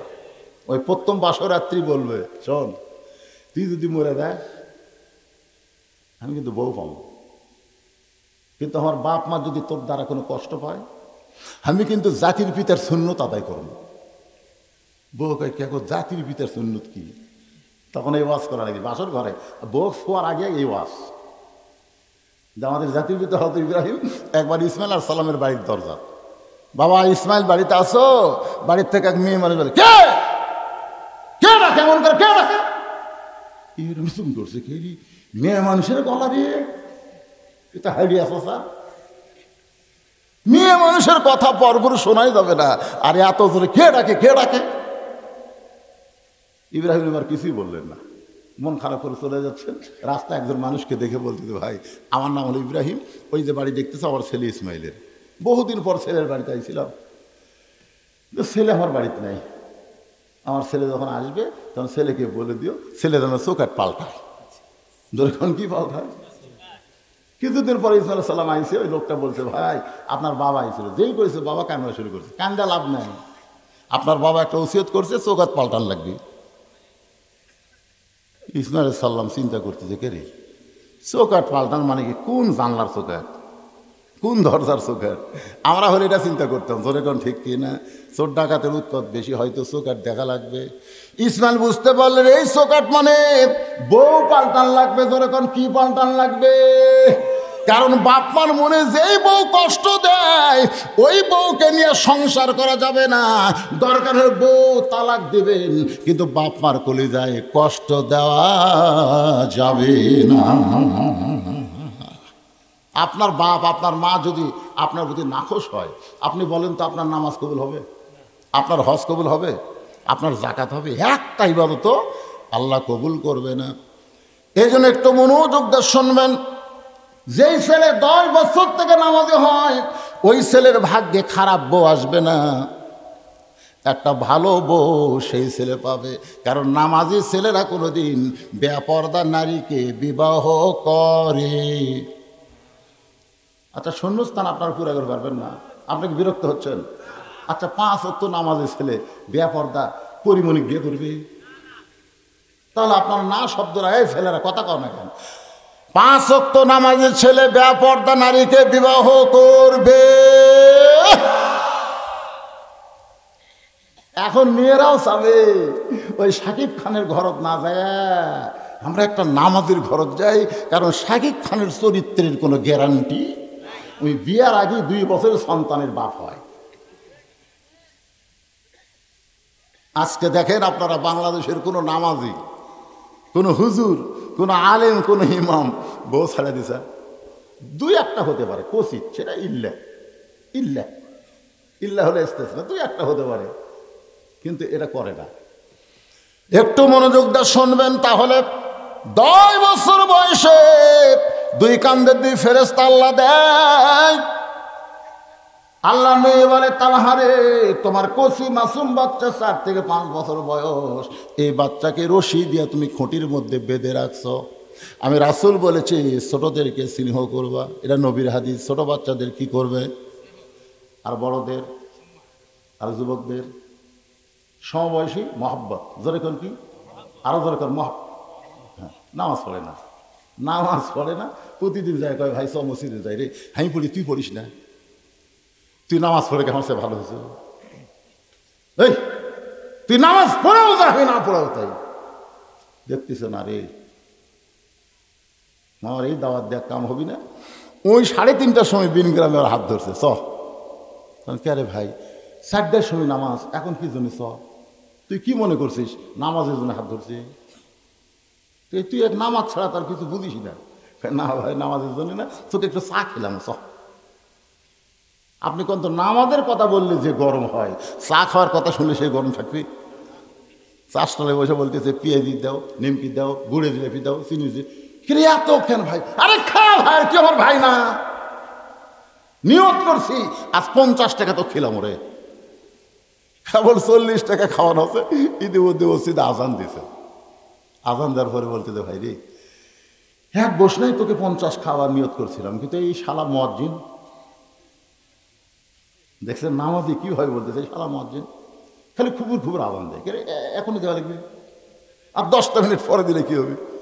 এখন ভাই মন চাইলেও তোকে আর 10 টাকা খিলাবার পারতেছি না, তুই একটু ধৈর্য ধরা, খালি বসে থাকবো, চেয়ার ছাড়বো না, আমি নামাজ 4 রেখা শেষ করে আসে তো খিলাম। এই কথা যেই কইছে, কয়ে তখন উঠবার চাই বেনামাজি খপ করে হাত ধরছে। কে রে ভাই আমার হাত ধরলি কেন? নামাজের কথা বলবা না? এতদিন নামাজের কথা বলছি, তুমি যে গরম হও, আরে পাগলা এতদিন খালি খালি, আজকে আমার পিছনে তুমি 40 টাকা খিলেছে, আরো 10 টাকা খিলাবা মিয়া, তুমি কি মনে করছো আমার ভিতরে বিবেক নাই? এ আল্লাহর জন্য না হোক রে, তোর জন্য আজকে আমি নামাজ পড়বো। যে আমার মহব্বত করে 50 টাকা খিলাবি, আমার তার উপর মহব্বত নাই? তখন মনে মনে আল্লাহর সাথে যোগাযোগ করতেছে, আল্লাহ খালি খালি কাম হয়নি, আল্লাহ সবচাইতে বড় মহব্বতেরও টেকা, ধরে কোন কথা ঠিক কিনা? আজ হবি তো বলতেছে, ভাই রে একটা কাম করা লাগবে। বলে কি কাম? বলে উজু করা লাগবে। ভাই এতদিন খালি নামাজের কথা বলতি, তুই যে গরম এখন মাঘ মাসে যে আরে পাকড়া, তুই যদি করিস গোসল করা লাগবে তাও করো না। তুই কি মনে করছিস তোর আর মহব্বত নাই? ওযু করে বলতেছে, ভাই আল্লাহর ঘরে ঢুকতে গেলে নিজের ইচ্ছা মতো ঢুকলে হবে না, ডান পায়ে ঢুকতে হবে আর জবান খুলে বলতে হবে আল্লাহুম্মা আফতাহলি আবওয়াব রাহমাতিক। এই দোয়াটা পড়ে যেই মসজিদে বেনামাজি ঢুকছে এমন সময় নামাজির সামনে কাতারে গিয়ে বলতেছে, আল্লাহ আমার দায়িত্ব হলো দাওয়াত দেওয়া আর তোমার দায়িত্ব হলো হেদায়েত দেওয়া। আমার দায়িত্ব কি? বান্দার দায়িত্ব হলো দাওয়াত দেওয়া। এতদিন খালি খালি দাওয়াত দিয়ে কাম হয়নি, আজকে 40 টাকা খরচ করে ওই মসজিদের মধ্যে ঢুকছে। এখন আমার দায়িত্ব শেষ, তোমার দায়িত্ব শুরু। তুমি যদি হেদায়েত না দাও আমাকে আর ধরে পারবে না। আমি কিন্তু হাসরের ময়দানে পরিষ্কার। এমন করে চোখের পানি নিয়ে যখন আল্লাহর কাছে কান্দে, আল্লাহ বলে, বান্দারে বেনামাজিকে যখন মসজিদের মধ্যে ঢুকাইছিস আমি আল্লাহ তাআলা হিকমতের মাধ্যমে তাকে নামাজের ভিতরে ঢুকাইয়া দিব। এর নাম হলো মহব্বত। বেনামাজের সঙ্গে মহব্বত করবেন, সমবয়সীর সঙ্গে মহব্বত করবেন, ছোটদেরকে স্নেহ করবেন, বড়দেরকে সম্মান করবেন আর সমবয়সীদেরকে মহব্বত করবেন। আল্লাহ নবী বলে, তালহা রে আমি ছোট বাচ্চাদের অত্যন্ত মহব্বত করি। আপনারা বলেন তো নবী ছোট বাচ্চাদের কেমন মহব্বত করছেন? আসরের নামাজের প্রথম সেজদায় আপনি 3 বার সুবহান রাব্বিয়াল আলা বললেন, কিন্তু দ্বিতীয় সেজদায় 101 বার সুবহান রাব্বিয়াল আলা বলি, কিন্তু আপনি সেজদা তোলেন না। এত লম্বা সেজদা দিলেন।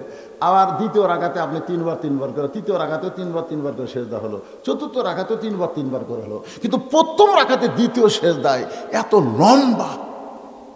আমি একসময় মনে করছিলাম মাথা তুলে দেখি তো নবী ঘুম আছে নাকি, কিন্তু একটু দেয় তো বিহাদাল ইমাম মাথা তুলে দেয়নি। কিন্তু সেজদার মধ্যে আমার মনে হয় সেজদা হয়নি, খালি এতক্ষণ। আল্লাহ নবী বলেন, ওমর দ্বিতীয় সেজদায় গিয়া 3 বার সুবহান রাব্বিয়াল আলা বলার পরে আমি মাথা তুলতে চাইছিলাম, এমন সময় 2 জন পবিত্র আমার পিঠের ওপরে এসে বসলো। আমি নবীদেরকে এত ভালোবাসি। সুবহানাল্লাহ। 2 জন পবিত্র আমার পিঠের উপরে চড়ে বসলো, আমি এদেরকে এত ভালোবাসি। এক সময় আমি চিন্তা করলাম এদেরকে পিঠ থেকে না আবার চাই। আল্লাহ বলে, হাবিব গো আপনি ওদেরকে যেমন ভালোবাসেন আমি আল্লাহ তেমনও ভালোবাসি। হাসান হোসেন যতক্ষণ পিঠে বসে থাকবে আপনি সেজদা থেকে মাথা তুলবেন না। নবী বলে, তালহা রে আমি আমার নাতিদেরকে শুধু ভালোবাসি নাই, ঈদের দিনে বসে ঈদগাহে যাচ্ছেন নবী আমার, ইহুদি এক মা তার সন্তানকে রাস্তা ফেলে দিয়ে আড়ালে লুকিয়ে আছে। ঈদের দিন, ওমা আরসালনাকা ইল্লা রাহমাতুল লিল আলামিন, এটা ইহুদির বউ দেখার জন্য দাঁড়িয়ে আছে। ছোট বাচ্চা ধুলাই গড়াগড়ি করতেছে। আল্লাহ নবী বললেন, তুমি কে রাগো? বাচ্চা কান্দে, আমার কোনো বাপ নাই। ছোট মাসুম বাচ্চা 4-5 বছরের বাচ্চা ইহুদি কান্দার কয় আমার কোনো বাপ মা নাই। সঙ্গে সঙ্গে নবী ওই বাচ্চাকে কোলে নিলেন। আবু বকর বলে, হুজুর এর গায়ে ধুলা ময়লা, আজকে আপনি ইমাম, ঈদের ময়দানে ইমামতি করবেন আর ইহুদির বাচ্চার ধুলা বালি আপনার কাপড়ে লাগতেছে। রাসূল বলতেছে, আবু বকর ছোট বাচ্চাদের এত ভালো লাগে, ইহুদি খ্রিস্টান হলেও আমি তাকে মাটিতে রাখতে পারি না। ধরে করো সুবহানাল্লাহ। নবী আমার ইহুদির বাচ্চার কবলে চুমা দেয়। দূর থেকে মা চিল্লায় বলে, কে রে?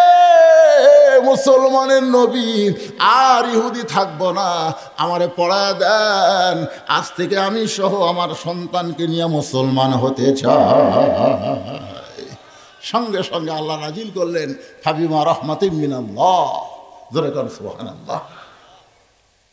তুমি তো তোমার কচি বাচ্চাকে রশি দিয়ে কেন বেঁধে রাখছো? তালহা বলতেছে রাসূলুল্লাহ, একসঙ্গে তিনটার উত্তর দেওয়া যাবে না। প্রতিদিন ফজরের নামাজ পড়ে, প্রতিদিন কয় দিন? ওসমান দেখেছে 3 দিন, কিন্তু আমি প্রতিদিন, অনেক দিন। ওসমান 3 দিন হয়ে দেখবার বছর, কিন্তু এর আগেও ফজরের সালাম ফিরে বাড়ির দিকে দৌড় দেয়। রাসূল বলেন কারণ কি? তালহা বলতেছে হুজুর, যেই জুব্বা পরে, যেই কাপড় পরে আপনার জন্য আমি দরজা খুললাম, এই একটা মাত্র কাপড় ছাড়া আমার বাড়িতে আর কোনো কাপড় নাই যে কাপড় পরে আল্লাহ নবীর সামনে দাঁড়ানো যায়। এখান থেকে একটা জিনিস আপনারা খেয়াল করবেন, আল্লাহ এবং নবীর সামনে দাঁড়ানোর জন্য একটা কাপড় দরকার। সেই কাপড়টার নাম হচ্ছে লেবাসুত তাকওয়া। সেই কাপড়টার নাম কি? লেবাসুত তাকওয়া। যেই পোশাক পরলে আল্লাহর ভয় এমনি এমনি ভিতরে চলে আসে। এখন আপনারা যুবকেরা যেই পোশাক পরতেছেন, যেটা পরে বসা যায় না, খাড়া হয়ে পেশাব করা লাগে। আপনি সেই রকম টাইট ফিটিং পোশাক পরে আপনি রুকুর থেকে সেজদাত গেছেন। আপনারা জানেন আপনার পিছনে যে লোকটা নামাজ পড়তেছে ওর খবর কি? আপনি যে রুকুতে সেজদাত গেলেন, আপনি তো একটা পাঞ্জাবি পরেননি। পাঞ্জাবি পরলে তা পাছারা ঢাকতো, কিন্তু শার্ট পরার কারণে ওই জিনিস টেপা হয়ে পিছন দিকে ফুলে উঠছে। তখন পিছনের লোক ওই দিকে নজর দেয়, ইলা দেহাতেল কাবার আছে, কথা কর না ভাই, কথা কর না কেন, ওই টেপা দেখো আর ইলা দেহাতেল কাবা আছে, আর কাবা পরিবর্তন হয়ে গেছে। এই জন্য আল্লাহ নবীর সামনে দাঁড়াবার গেলে প্যান্ট শার্ট চলবে না, ইসলামী পোশাক পরা লাগবে। ধরে কথা কর না। মসজিদে যায় ফুল প্যান্ট গোছাচ্ছে, ফুল প্যান্ট গোছাচ্ছে, টাকনুর উপর তুলতেছে। আমি বললাম কে রে ভাই, ফুল প্যান্ট গোছাস কেন? হুজুর টাকনুর উপর না তুললে হবি। আমি বললাম পারো, তার মসজিদ না পাক। ওকে হুজুর আপনি কোন কি মসজিদ পাক? তো পাক জায়গায় তুই কাপড় উপর তুলতিস কে? আল্লাহ রাসূল টাকনুর উপর কাপড় পরার কথা এই জন্য বলেছেন, রাস্তা দিয়ে চলার সময় রাস্তার নাফাকি যেন তোর কাপড়ে না লাগে, টাকনু পর্যন্ত ধৌত করা ফরজ। জনগণ কথা ঠিক কিনা? কিন্তু তোর টাকনু ময়লা লাগে না, তোর ফুল প্যান্ট টাকনু ঢাকা থাকছে। রাস্তার যত ময়লা তোর ফুল প্যান্ট লাগছে। তো নামাজ পড়বে গেলে শরীর পাক, তারপর কি কাপড় পাক। তো তোর কাপড়ের নিচে যে না পাক হয়ে গেছে, রাস্তা না পাক লাগে, এখন গোছালে হবে না, ওই পর্যন্ত কিছু দিয়ে কাটা লাগবে। কি করা লাগবে? কথা কন লাগে। তাহলে আপনার কোন পর্যন্ত কাপড় পরবেন? টাকনুর উপরে। কোন পর্যন্ত কাপড় পরবেন? উপরে। ধরে কোন নিচে না উপরে? এখন খলিফার কাছে গিয়ে, দর্জির কাছে গিয়ে বলতে তোর ভাই নাভির উপর থেকে মাপলে, নাভির উপর থেকে মাপলিয়া টাকনুর উপর পর্যন্ত মাপ। কাপড়ের মাপ দিচ্ছে ফেরেশতা, দেখো আল্লাহ তোমার বান্দা নাভির উপর থেকে টাকনু পর্যন্ত মাপ দিল, আল্লাহ ওর জীবনের গুনাহ আমি মাফ করে দিলাম। জোরে খান সুবহানাল্লাহ। ছেলেরা, এই ছেলেরা লুঙ্গি পরো, পায়জামা পরো আর ফুল প্যান্ট পরো, যেটাই পরো টাকনুর উপরে থাকা লাগবে, নিচে যাওয়া। আর মেয়েদের কাপড় টাকনুর নিচে দিতে হবে, টাকনুর উপরে যাওয়া চলবে। আপনাকে এলাকায় দেখবেন কতগুলো মেয়ে মানুষ প্লাজো প্লাজো প্লাজো এইরকম ওষার, পেটিকোট না পায়জামা বোঝার উপায় নাই, টাকনুর উপরে দিতে, টাকনুর উপরে পরে হাইহিল পরে কিলকিল করতেছে। ওর কাপড় যা লাগবে টাকনুর তলে, উই তুলেছে উপরে। আর যার থাকা লাগবে টাকনুর উপরে, উই দিছে নিচে। বর্তমানে বাংলাদেশে ছেলেরাই নারী হচ্ছে আর নারীরাই ছেলে হচ্ছে। ধরে কথা কর না, কথা কর না। কোন কথা ঠিক? আপনাকে এলাকার নাই এরকম? আমি কি করবো? দেখি তুই খারাপ হতে পারলাম, খারাপ দেখি শোনার চান বক্তার বাদ ভিডিও করতেছু, ও গুছা থুছু তুই না আগেই কাম সারছু রে। সুবহানাল্লাহ। তো ওইটুকু খাটো করে বানালে কি হবে রে? গুছা থলে দিকে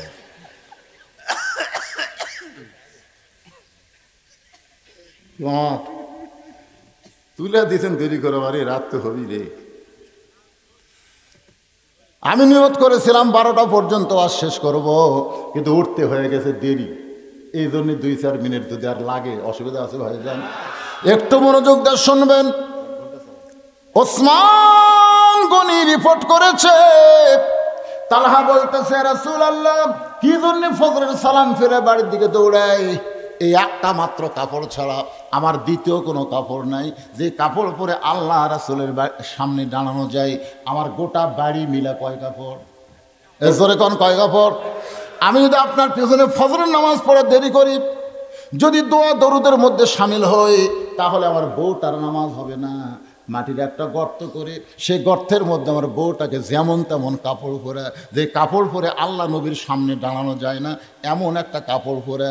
কারণ রাসূল জোহরের নামাজ পড়ার পরে ফাতেমার বাড়ির দরজায় সালাম দিয়ে বলে, ফাতেমা দরজা খোলো। ফাতেমা দরজা এসে কাঁদতেছে। রাসূল বলে, ফাতেমা দরজা খোলো, কান্দো কেন? ফাতেমা বলে, বাবা এমন একটা পোশাক আমার শরীরের মধ্যে আছে, নিচের দিকে নিয়ে গেলে উপরে বের হয়ে যায়, আবার উপর দিকে টান দিলে নিচে বের হয়ে যায়। ওগো বাবা, এমন পোশাক পরে আমি ফাতেমা আপনার জন্য দরজা খুলতে পারবো না। নবী চলে গেলেন মসজিদে। আসরের নামাজ পড়ার পরে নবী ফাতেমার দরজায় ডাক দিয়ে বললেন, ফাতেমা একটু দরজা খোল। ফাতেমা বলতেছে, বাবা আপনি কি অধৈর্য হয়ে গেলেন? আমার শরীরে এমন একটা পোশাক গো বাবা, যে পোশাক পরে বাবার জন্যে আমি মেয়ে দরজা খুলতে বড় শরম পাই। সঙ্গে সঙ্গে নবী জানলার কাছে গিয়া এক টানে গায়ের চাদর টান দিলেন, এর মধ্যে নামাই দিয়া, আমি এই কাপড় পরে আপনার পিছনে নামাজ পড়ি। নামাজ পড়ে যদি মোনাজাত করতে চাই, দোয়া করতে চাই, তাহলে সূর্য উদয় হবে, আমার বউটার ফজরের নামাজ নষ্ট হবে। এই কারণে তাড়াতাড়ি বাড়িতে এসে যেমন তেমন কাপড় পরে আমি গর্তের মধ্যে দেখি আমার কাপড় পরে আমার বউটা নামাজের ভিতরে আল্লাহর মধ্যে বিলীন হয়ে গেছে। এক জগ পানির মধ্যে এক মুষ্টি চিনি ঘন্টন মারলে ওই চিনির মধ্যে, পানির মধ্যে চিনি যেমন বিলীন হইয়া যায়, কষ্টের ভিতরে যারা নামাজ পড়ে আল্লাহ তাদের নামাজটা সেইভাবেই কবুল করে নেয়।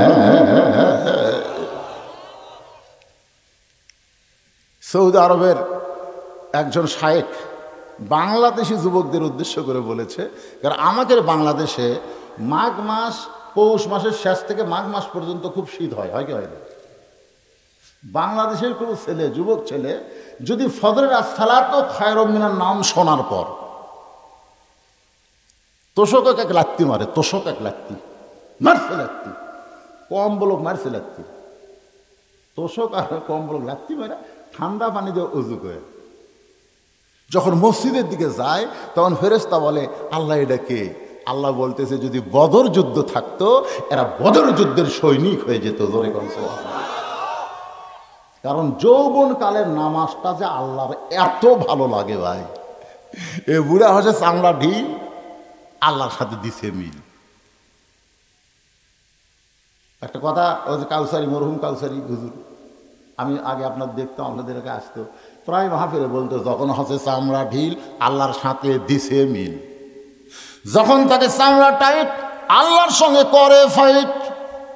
রে যুবকেরা, তোমাদের নামাজের এত দাম, সরকারি চাকরি যেমন যৌবন বয়স ছাড়া পাওয়া যায় না, নামাজ হচ্ছে আল্লাহর সরকারি ইবাদত, এইটা যৌবন ছাড়া ঠিক মতো আদায় করা যায় না। কথা কর না কেন? এখন আমি শোনেন, আগে কি করতাম, আমি এই যখন সেজদা থেকে উঠতাম না, আমি কিন্তু একবার হাঁটু থাপ দিয়ে উঠতে পারতাম। আমার কথাই বলতেছি, সেজদা ওঠার সময় হাঁটু থাপ দিয়ে কি শক্তি, চালিয়ে উঠতো। কিন্তু এখন দুইবার ভর দেওয়া লাগে, আগে এর থেকে হাতে না এটি এক ভর, তারপর আবার এই সাইডে ভর দিয়ে তারপর ওঠা লাগে। অনেক সময় মনের অজান্তে বের হয়, মানে মাজাত লাগতেছে, আল্লাহ কয়, তোর কালে জুয়ার কালে নামাজ না থাকতো তোকে লাত্তি দিয়ে নামাজের খাতার থেকে নাম কেটে দিত না। কিন্তু তুই আও যাই কর, তুই সরকারি বয়সে চাকরি করছিস, এখন বুড়া বয়সে পেনশন খা। তোর কোন কথা ঠিক কে না? কথা কয় না বারে, আমার কথা কি বুঝতে পারতেছেন না? যে সরকারি বয়সে যারা চাকরি করে, বুড়া বয়সে যদি চোখের পাওয়ার কমা যায়, কানের শ্রবণ শক্তি কমা যায়, হাত লিখতে যদি হাত কাঁপে, সরকার কি কয়, যা তোর চাকরি বাদ, তা কয় না, যা বসে থাকা খা, প্রতি মাসে খালি ব্যাংকের কাছে যাবো, যা বেতন পাচ্ছিল তার আর্ধেক দিবি, যা। তো সরকার যদি বুড়া বয়সে পেনশন দিবার পারে সরকারি চাকরিকে, তাহলে যারা যৌবন বয়সে নামাজ ধরছে বুড়া বয়সে যদি ঠিক মতো আদায় করার নাও পারে, ওই যৌবন বয়সে যায় যারা ওই কাতারে নামাজ পড়বে তারা নামাজ হবে, কিন্তু জামাতের কোনো সওয়াব আল্লাহ তাদেরকে দিবে না। এই জন্য যারাই জামাত করতেছে তাদের দায়িত্ব হলো মসজিদ থেকে চেয়ার বের করা। জনগণ কথা ঠিক কিনা? তাদের দায়িত্ব। দুই একজন ঠিক কয়, বাদ থাকে কয় না রে তোরা বুড়া হয়েছিস নাকি রে? যদি আপনি জামাতের সওয়াব চান, প্রতি রাকাতে 27 গুণ সওয়াব যদি আপনি চান, তাহলে আপনার কাছারের মধ্যে কোনো চেয়ার থাকা যাবে না, কারণ পায়ের গোড়ালির সঙ্গে গোড়ালি মিল করা লাগবে। এই মুরব্বী আবার এত পড়া হয়েছে, নবী চোখের পানি বের করে ছোট বাচ্চার মতন কান্দে আর বলে, তালহা রে। ওসমান গনি দৌড়ে এসে তালহাকে বুকের মধ্যে নিয়ে বলে, ভাই আমি না বুঝা তোমার বিরুদ্ধে অভিযোগ করেছি, আল্লাহর হস্তে তুমি আমারে মাফ করে দাও। রাসূল বলে, ওসমান রে, তুমি যদি অভিযোগ না করতা তাহলে তালহার কষ্টের জীবনের কথা আমরা কেমনে শুনতে পাইতাম। রে সাহাবীরা দেখো তারা নামাজের কেমন পাগল, এত কষ্টের পরও তারা নামাজ ছাড়ে নাই। উমর ফারুক বলে, রাসূলুল্লাহ, তাহলে কচি মাসুম বাচ্চাকে রশি দিয়া খুঁটির মধ্যে বেঁধে রাখছে, আর বাচ্চাটা বাবা বাবা বলে কাঁদতেছে, এইটা আর আপনি কি করবেন? তালহা বলতেছে, রাসূলুল্লাহ, আমি আমার ছোট বাচ্চাকে রশি দিয়ে বেঁধে রাখার পিছনে কারণ হলো আমার বাড়ির দরজায় যে গাছটা দেখতেছেন, খুরমা খেজুরের গাছ, এই গাছটার মালিক হলো একজন ইহুদি। এই গাছটার মালিককে কয়েকদিন হলে খেজুরে পাক ধরছে, রাতের বেলা টস টস করে পাকা খেজুরগুলো গাছের গোড়াত পড়ে।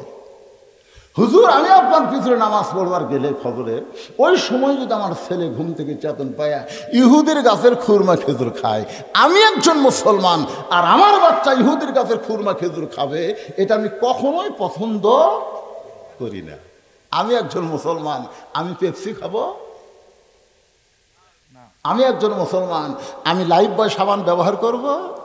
আমি একজন মুসলমান, আমি বাটা জুতা পরব? এগুলো সব কিছুর মালিক হচ্ছে ইহুদি।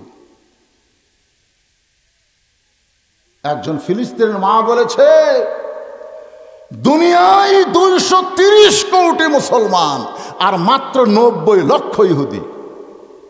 এই 90 লক্ষ ইহুদি বাইতুল মুকাদ্দাসকে দখল করতে চায়। এ পর্যন্ত 20,000-এর উপর ফিলিস্তিন নিরীহ মুসলমান করা হত্যা করছে। 230 কোটি মুসলমান যদি ফিলিস্তিন ইসরায়েলের দিকে তাকায়া খালি পেশাব যদি করে দেয়, ইসরায়েলের ইহুদিরা ভাইসে দেবে। কিন্তু মুসলমানরা এক হচ্ছে না, এক একজন এক একটা ফতুয়া মারতেছে। কিছুদিন আগে এক ফতুয়া মারল একজন আহলে শায়েখ শয়তান। ও বলতেছে হামাস গ্রুপ নাকি আকীদা ঠিক নেই। শালাকে কপালক জুতের লাত্তি মারা দরকার। বর্তমান প্রধানমন্ত্রী পর্যন্ত ফিলিস্তিনের পক্ষে কথা বলতেছে, জোরের কথা ঠিক কিনা? আর এই শালা মওলানার সাইজ লিয়া ইহুদির পক্ষে কথা বলতেছে। ডক্টর জাকারিয়া বলছে ইহুদিদের আকীদা ভালো। দেখছেন, দেখেন ইউটিউবে সার্চ দিয়ে দেখেন, ডক্টর জাকারিয়া বলছে ইহুদিদের নাকি আকীদা ভালো। আল্লাহর বান্দার একটু মনোযোগ দিবেন। এসি ঘরের মধ্যে ঘোমটা দিয়া এরা ফতুয়া মারে, আর এই ফতুয়াগুলো আমাদের যুবকগুলো দেখে। দেখার পরে আজকে হামাসকে তারা জঙ্গি বলতেছে। হামাস জঙ্গি না, হামাসের মধ্য দিয়ে ইমাম মেহেদির আগমন হবে দুনিয়া। কারণ ফিলিস্তিনের মা বলেছে আমাদের সন্তানগুলোকে এরা হত্যা করতেছে। কারণ হলো বিশ্বের একজন মা তার সন্তানকে জন্ম দেয়, আর ফিলিস্তিনের একটা মা তার সন্তান জন্ম দেয় না, একটা করে মুজাহিদের জন্ম দেয়। প্রত্যেকটা বাচ্চা ইহুদিদের বিরুদ্ধে যখন থেকে কথা বলা শুরু করে তখন থেকে ইহুদির বিরুদ্ধে স্লোগান দেয়। অস্ত্র নেয় হাতে, পাথর নিয়ে ইহুদির উপর আক্রমণ করে। ওরা বিশ্বাস করে আল্লাহর জন্য যদি জীবনটা দেওয়া যায়, আল্লাহ বলেছেন তার মৃত্যু হবে না। ওয়ালা তাকুলু লিমান ইউকতালু ফি সাবিলিল্লাহি আমওয়াতুন বাল আহইয়া ওয়ালাকিন লা তাশউরুন। হুজুর, আমার 4-5 বছরের বাচ্চাকে ইহুদির গাছের খুরমা খেজুর থেকে রক্ষা করার জন্যে আমার কান্দে করে মসজিদ দিকে রওনা দেই। মাঝখানে রাস্তায় গিয়ে আমার মন বলতেছে, আমার বাচ্চা ও তো নামাজ বোঝে না, ও যদি নামাজকে নষ্ট করে দেয়। কারণ আমি মোনাজাতের আগে বললাম, ভাইজান আগামী ঈদের মাঠে 7 বছরের নিচে কোনো বাচ্চা আনা যাবে না। কারণ 5 ওয়াক্ত নামাজের জন্য মসজিদে নিয়ে যাওয়া সমস্যা নাই, নামাজ হাসি ঢেকে ঢেকে আবার পড়লেন, আবার আবার নতুন করে আবার পড়ল, কিন্তু ঈদের নামাজ পড়ার কোনো ভয় নাই। তালহা বলতেছে, রাসূলুল্লাহ আমার বাচ্চাকে মসজিদে নিয়ে যাওয়ার চাইলে মনে মনে চিন্তা হয়, আমরা নামাজ শুরু করলে যদি নামাজটা নষ্ট করে দেয়, আবার নিয়ে আসলাম বাড়িতে, যদি ঘুমের মধ্যে রাখি, আমি যাওয়ার পরে যদি চেতন পাই ইহুদির গাছের খুরমা খেজুর খাবে। হুজুর, শুধুমাত্র ইহুদির গাছের খুরমা খেজুর থেকে আমার ছেলেকে বাঁচানোর জন্য আমি রশি দিয়ে খুঁটির মধ্যে বেঁধে রাখছি। এখন পর্যন্ত আমার সন্তানকে খুলে দেবার পারি নাই, কারণ আমি নামাজ শেষ করে বউকে নামাজ পড়ার সুযোগ দিছি। আমি গর্তের মধ্যে ছিলাম, আমি সেই কাপড় পরে আপনার জন্য দরজা খুলেছি। এখন পর্যন্ত আমার বাচ্চার দেহ থেকে রশির বাঁধন আমি খুলতে পারি নাই। সঙ্গে সঙ্গে নবী বললেন, তারা তোমার বাড়ি পরিষ্কার করো, আমি নবী একটু বাড়ির মধ্যে ঢুকতে চাই। আল্লাহ নবী তালহার বাড়ির মধ্যে ঢুকে নিজের হাতে তালহার মাসুম বাচ্চার দেহ থেকে রশি খুলে ওই বাচ্চার কপাল একটা চুমা দিয়ে বলে, ও বাগান কান্দিস না, তোর বাবা ইহুদির কাছে খুরমা খেজুর থেকে তোরে বাঁচাইনি। আমি রাসূল বলতেছি, আল্লাহ জাহান্নামের আগুন তোর জন্য হারাম করেছে। আজকে ওই ইসরায়েলের ইহুদিকে বর্জন করার একটাই মাত্র কারণ, ওদের তৈরিকৃত কোন জিনিস আমরা কিনবো। এতদিন যারা কিনেছি, আজ থেকে আপনারা বলেন, এটা মিডিয়ার মাধ্যমে গোটা পৃথিবী লাভ হয়ে যাবে। আপনারা কি বলতেছেন? আপনাকে আজকাল দিন গ্রামে চলতেছে, একটা করে লাঠি খাড়া গাওয়া থেকে আপনাদের দিনগ্রাম আপনারা কত লোক দেখতেছেন, লক্ষ লক্ষ বাংলাদেশ যারা পৃথিবীর বিভিন্ন দেশে আছে। আমাদের প্রতিদিন London, America, Britain, France, Saudi Arab, Malaysia থেকে মোবাইল করে হুজুর আজকে আপনার ওয়াজ শুনলাম, আপনার ওয়াজের লাইভ দেখলাম, এখানে লাইভও দিচ্ছে, লাইভও দেখলাম। আজকে আমরা বলবো, ইহুদিদের কোন পণ্য জীবন থাকতে আমরা কিনবো না, কিনলেই ফিলিস্তিন মুসলমান মারার সহযোগিতা হবে। ধরে কোন কথা দেখতে একটা কথা বলি, পেপসির কথা আমার জামাই বলছে, এই যে পেপসির কোন খরচই নেই। কত টাকা দিচ্ছেন বাটার জুতা কিনে, আমরা কুরবানি যে চামড়া দাম পাই না।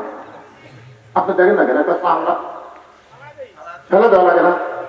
তারপর কম তো চামড়ার দাম কম হলে তো চামড়ার জুতার দাম কম হওয়ার কথা, জুতার দাম কি কমেছে? কি জন্য? আমাদের টাকা দিয়ে দেয় ওরা বুলেট কিনে কিনে, গুলি কিনে কিনে আমাদের কিনে। আমি একদিন এই ইহুদির এনজিওর উপরে কাজ করছি, কয়েকজন এনজিওর লোক আমার কাছে হুজুর আপনি না আমার কেস করবেন। এই জন্য কারণ হুজুর আপনি আমাদের বলেন আমেরিকার সেই ইহুদি ফ্রন্ট এরা এনজিও যে মুসলমান ইমান নষ্ট করতেছে। আপনি জানেন এনজিও মানে কি? বলবেন আপনি তো ওয়াজ করে টাকা কামাই করতেছেন, এত এতিম ঘরে ফেলেছেন। আমরা কত এতিম লালন পালন করতেছি। আমি তখন বুঝাইলাম, ভাই শোনেন, বেশি সাওয়ালগিরি করেন না, আগে আমার যুক্তি শোনেন। এক লোক বিয়ে করছে, দুই বিয়ে করলে তার যেরকম মজা আছে তার সেরকম অশান্তিও আছে। ধরে তার কথা ঠিক মজা হলো, এক বউ রাগ করলো, আপনি খালি বলবেন ওই বইয়ের কাছে যাবো, ওই দৌড়ে আসে আপনি পাওয়া যাবেন। কারণ দুই বিয়ের একটা মজা আছে। কারণ কোনো বউ রাগ করলে বেশিক্ষণ থাকছি না, খালি বলবেন তুই রাগ করতেছিস ওর বাড়ি যাও, ওইখানে পাওয়া যাবে দাম না, আমার রাগ শেষ। আর আমরা যারা এক বউলি আছি আমাদের কোনো মজাই নেই, ওই যা করবি তাই। ধরে কথা দুই বিয়ে করছে, দুই সতীনের একই সাথে বাচ্চা আছে, দুইটার স্ত্রী। কিছুদিন পরে রব উঠছে যে এক সতীন তার নিজের বাচ্চাকে মাটি থুয়া সতীনের বাচ্চা কোলক নিয়ে আদর করে। তখন মানুষ বলতেছে এটা বিশ্বাস করা হয় না, কারণ সতীনের সবচাইতে বড় সত্য। নিজের সন্তান মাটি খেয়ে সতীনের সন্তান কোলতে আদর করে। এক মেয়ে মানুষ বলতেছে এটা ভিতরে না ঢুকলে বোঝার উপায় নেই। তো মহিলাটা ভিতরে ঢুকা থেকে বলতেছে মাটির কান দিতে কে আমার কলিজার টুকরা রে, তোমার কোলতে রেখে শত্রু সন্তান, আমার দুশ্মনের সন্তান, সতীনের সন্তান। তুমি সতীনের সন্তান কোলতে আদর করতেছে আর নিজের সন্তান মাটির দিচ্ছে, তুমি কি পাগলি নাকি? বলতেছে তুই বুঝতেছিস না মাটির ছ মানে কি? মাটির আত্মা। আমার সন্তানের দেহ পাচ্ছে, সূর্যের ভিটামিন সি আমার সন্তানের উপর পড়তেছে। আমার সন্তান যত টান দিচ্ছে তত ব্যায়াম করছে। দেখ ওর হাত বলান দিচ্ছি, পা বলান দিচ্ছি, ওই ব্যায়াম করতেছে, তার শরীর ঠিক হচ্ছে। ওই পানির ভিজে সত্যি লাগছে না, রোদ উজ্জ্বল বলে রোদ লাগছে, তার কাম কর না, আমরা গরিবের সন্তান খাইতে খাওয়া। এই জন্য আমার সাইজ করতেছে। আর এখন কোন লুলে বানাচ্ছে, লুলে সারাদান ভিক্ষা করে খায়। তাদের সহ্য করা লাগবে না, ও তো সহ্য করা লাগবে না, এক ভিক্ষা করে খাওয়া যাবে। এখন পুরো ইমিউনিটি এক লুলা বানাচ্ছি। ইহুদি খ্রিস্টান সামান্য এনজিওর মাধ্যমে আমাদেরকে লুলা পঙ্গু বানাচ্ছে। ধরে কোনো কথা ঠিক কিনা? ইমানের দিকে আমলের দিকে আমরা লুলা পঙ্গু হয়ে যাচ্ছি, আমরা বুঝবারই পারতেছি না। তাই যান, এটা কোনো সাহায্য নয়, এটা সাহায্যের নামে আমাদের ইমান হরণ করার ষড়যন্ত্র চলতেছে। আল্লাহ তাআলা আমাদেরকে সঠিক বুঝ দান করুক। ধরে কোন আমিন। মন মানসিকতা খারাপ হওয়ার পরেও, শরীর অসুস্থ হওয়ার পরেও আমি আপনাদেরকে নামাজ সম্পর্কে যে আলোচনাটা করলাম, এই আলোচনার মাধ্যমে আমরা বুঝতে পারলাম মুসল্লি কালেকশন হবে ইনশাআল্লাহ। কি কারণ হবে কি হবে না? আমি আপনাদের কাছে ওয়াদা নেব না। কারা কারা মাগরিব এশার নামাজ পড়েননি হাত তোলেন, এ কথা আমি বলবো না। কিন্তু আজকের ওয়াজ শোনার পরে কারা কারা ফজরের নামাজ পড়বেন না, তার একটা হাত তোলেন তো। কি কথা? তার মানে বোঝা গেল সবাই পড়বেন। আচ্ছা ভাইজান, আল্লাহ যদি হায়াতে রাখে, কারা কারা ফজর নামাজ পড়বেন, দুই হাত তুলে একটু আল্লাহকে দেখেন তো। দেখেন তো কে কে হাত তুলে, দেখেন তো।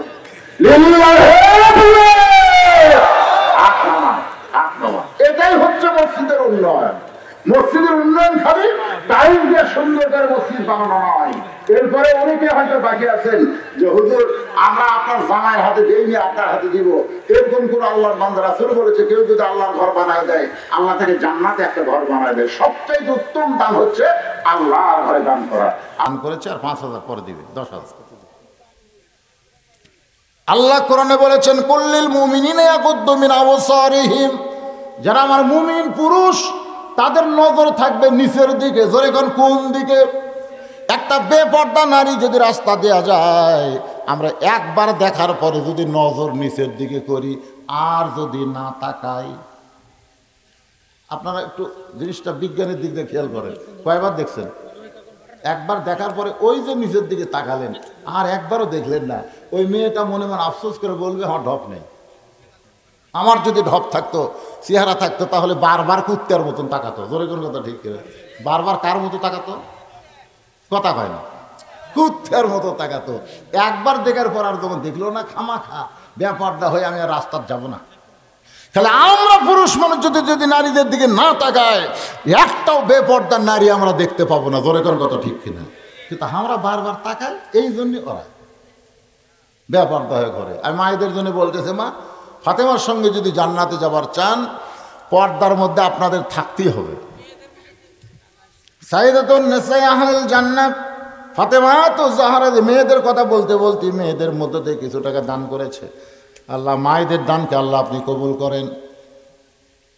যারাই যে নিয়তে দান করেছে, আল্লাহ সকলের নিয়ত নিকাশাকে আল্লাহ আপনি কবুল করেন। জোরে কান আমিন। সবাই বলে আল্লাহুম্মা আমিন। হ্যাঁ, যারা বাইরে আছেন এই সুযোগে সবাই ভিতরে আসেন। আপনাদের কি তবরক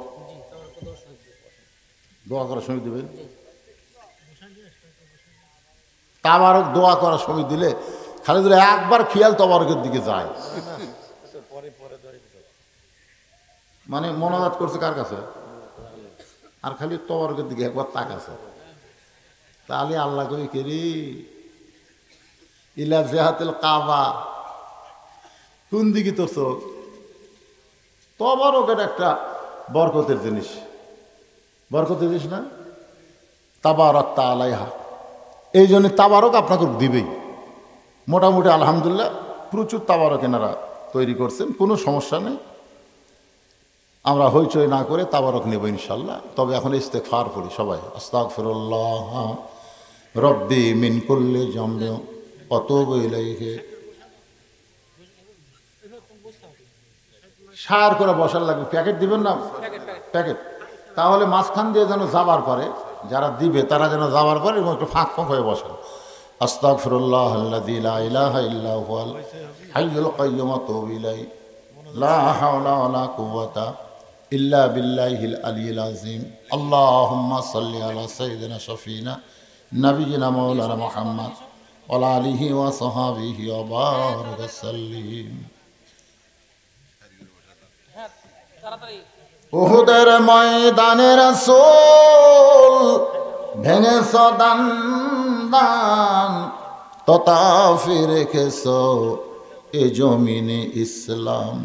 ভুলে গেছি মোরা সে রাসূলের বিধান, ভুলে গেছি মোরা আল্লাহরই কোরআন, নামেতে শুধুই মুসলমান।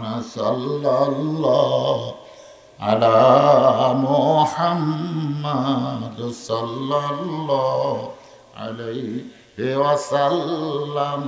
সাল্লাল্লাহু আলা মুহাম্মাদ সাল্লাল্লাহু। হাসর হবে তামার সানি, উম্মত বলবেন পানি পানি। হাসর হবে তামাশানি, উম্মত বলবেন পানি পানি। সেই কঠিন দিনে পানি দেওয়ার সাধ্য কারো নাই। সাল্লাল্লাহু আলা মুহাম্মাদ সাল্লাল্লাহু আলাইহি ওয়াসাল্লাম। সাল্লাল্লাহু আলা মুহাম্মাদ সাল্লাল্লাহু। আল্লাহুম্মা আমিন। আল্লাহুম্মা আনতাস সালাম ওয়া মিনকাস সালাম, তাবারাকতা ইয়া যাল জালালি ওয়াল ইকরাম। আল্লাহ, কঠিন শীতের ভিতরে আরামের বালিশ, আরামের ল্যাপ তোষকের মহব্বত, আরামের বাড়ি কলিজা থেকে বের করে দিয়া তোমার পাগলগুলো জান্নাতের বাগানে বসে রাত্রি 1টা পর্যন্ত আলোচনা শোনার শেষে আমি গুনাহগারের সঙ্গে রহমতের দরজায় ফকির হয়ে দোকানে হাত তুলেছে। মেহেরবানি করে আজকের মাহফিল আমাদের সকলের হেদায়েতের জন্যে, নাজাতের জন্যে, জান্নাতের জন্যে কবুল করে না। এই মাহফিলের শুরু থেকে শেষ পর্যন্ত যত আলোচনা হয়েছে আল্লাহ, এর মধ্যে যদি ত্রুটি হয়, ভুল হয়, মাফ করে দাও। এর জাহাদিয়া মঞ্জুর করো। সোনার মদিনায় নবী পাকের রওজা মুবারকে আল্লাহ তুমি কবুল করো। মদিনা কত সুন্দর নাম মদিনা, মদিনার মানুষটা কত সুন্দর। ইমানের হালে চাঁদ মুখ ভরা মুখ যদি একবার দেখতে পায়, তার জন্য আল্লাহ জাহান্নামের আগুন হারাম বানায় দেয়। কত স্বপ্ন দেখেছে জীবনে, এমন একটা স্বপ্ন আমাদের দেখার তৌফিক দিও যে স্বপ্নে নবীজির সোনা মুখ আমাদের নসিব করো।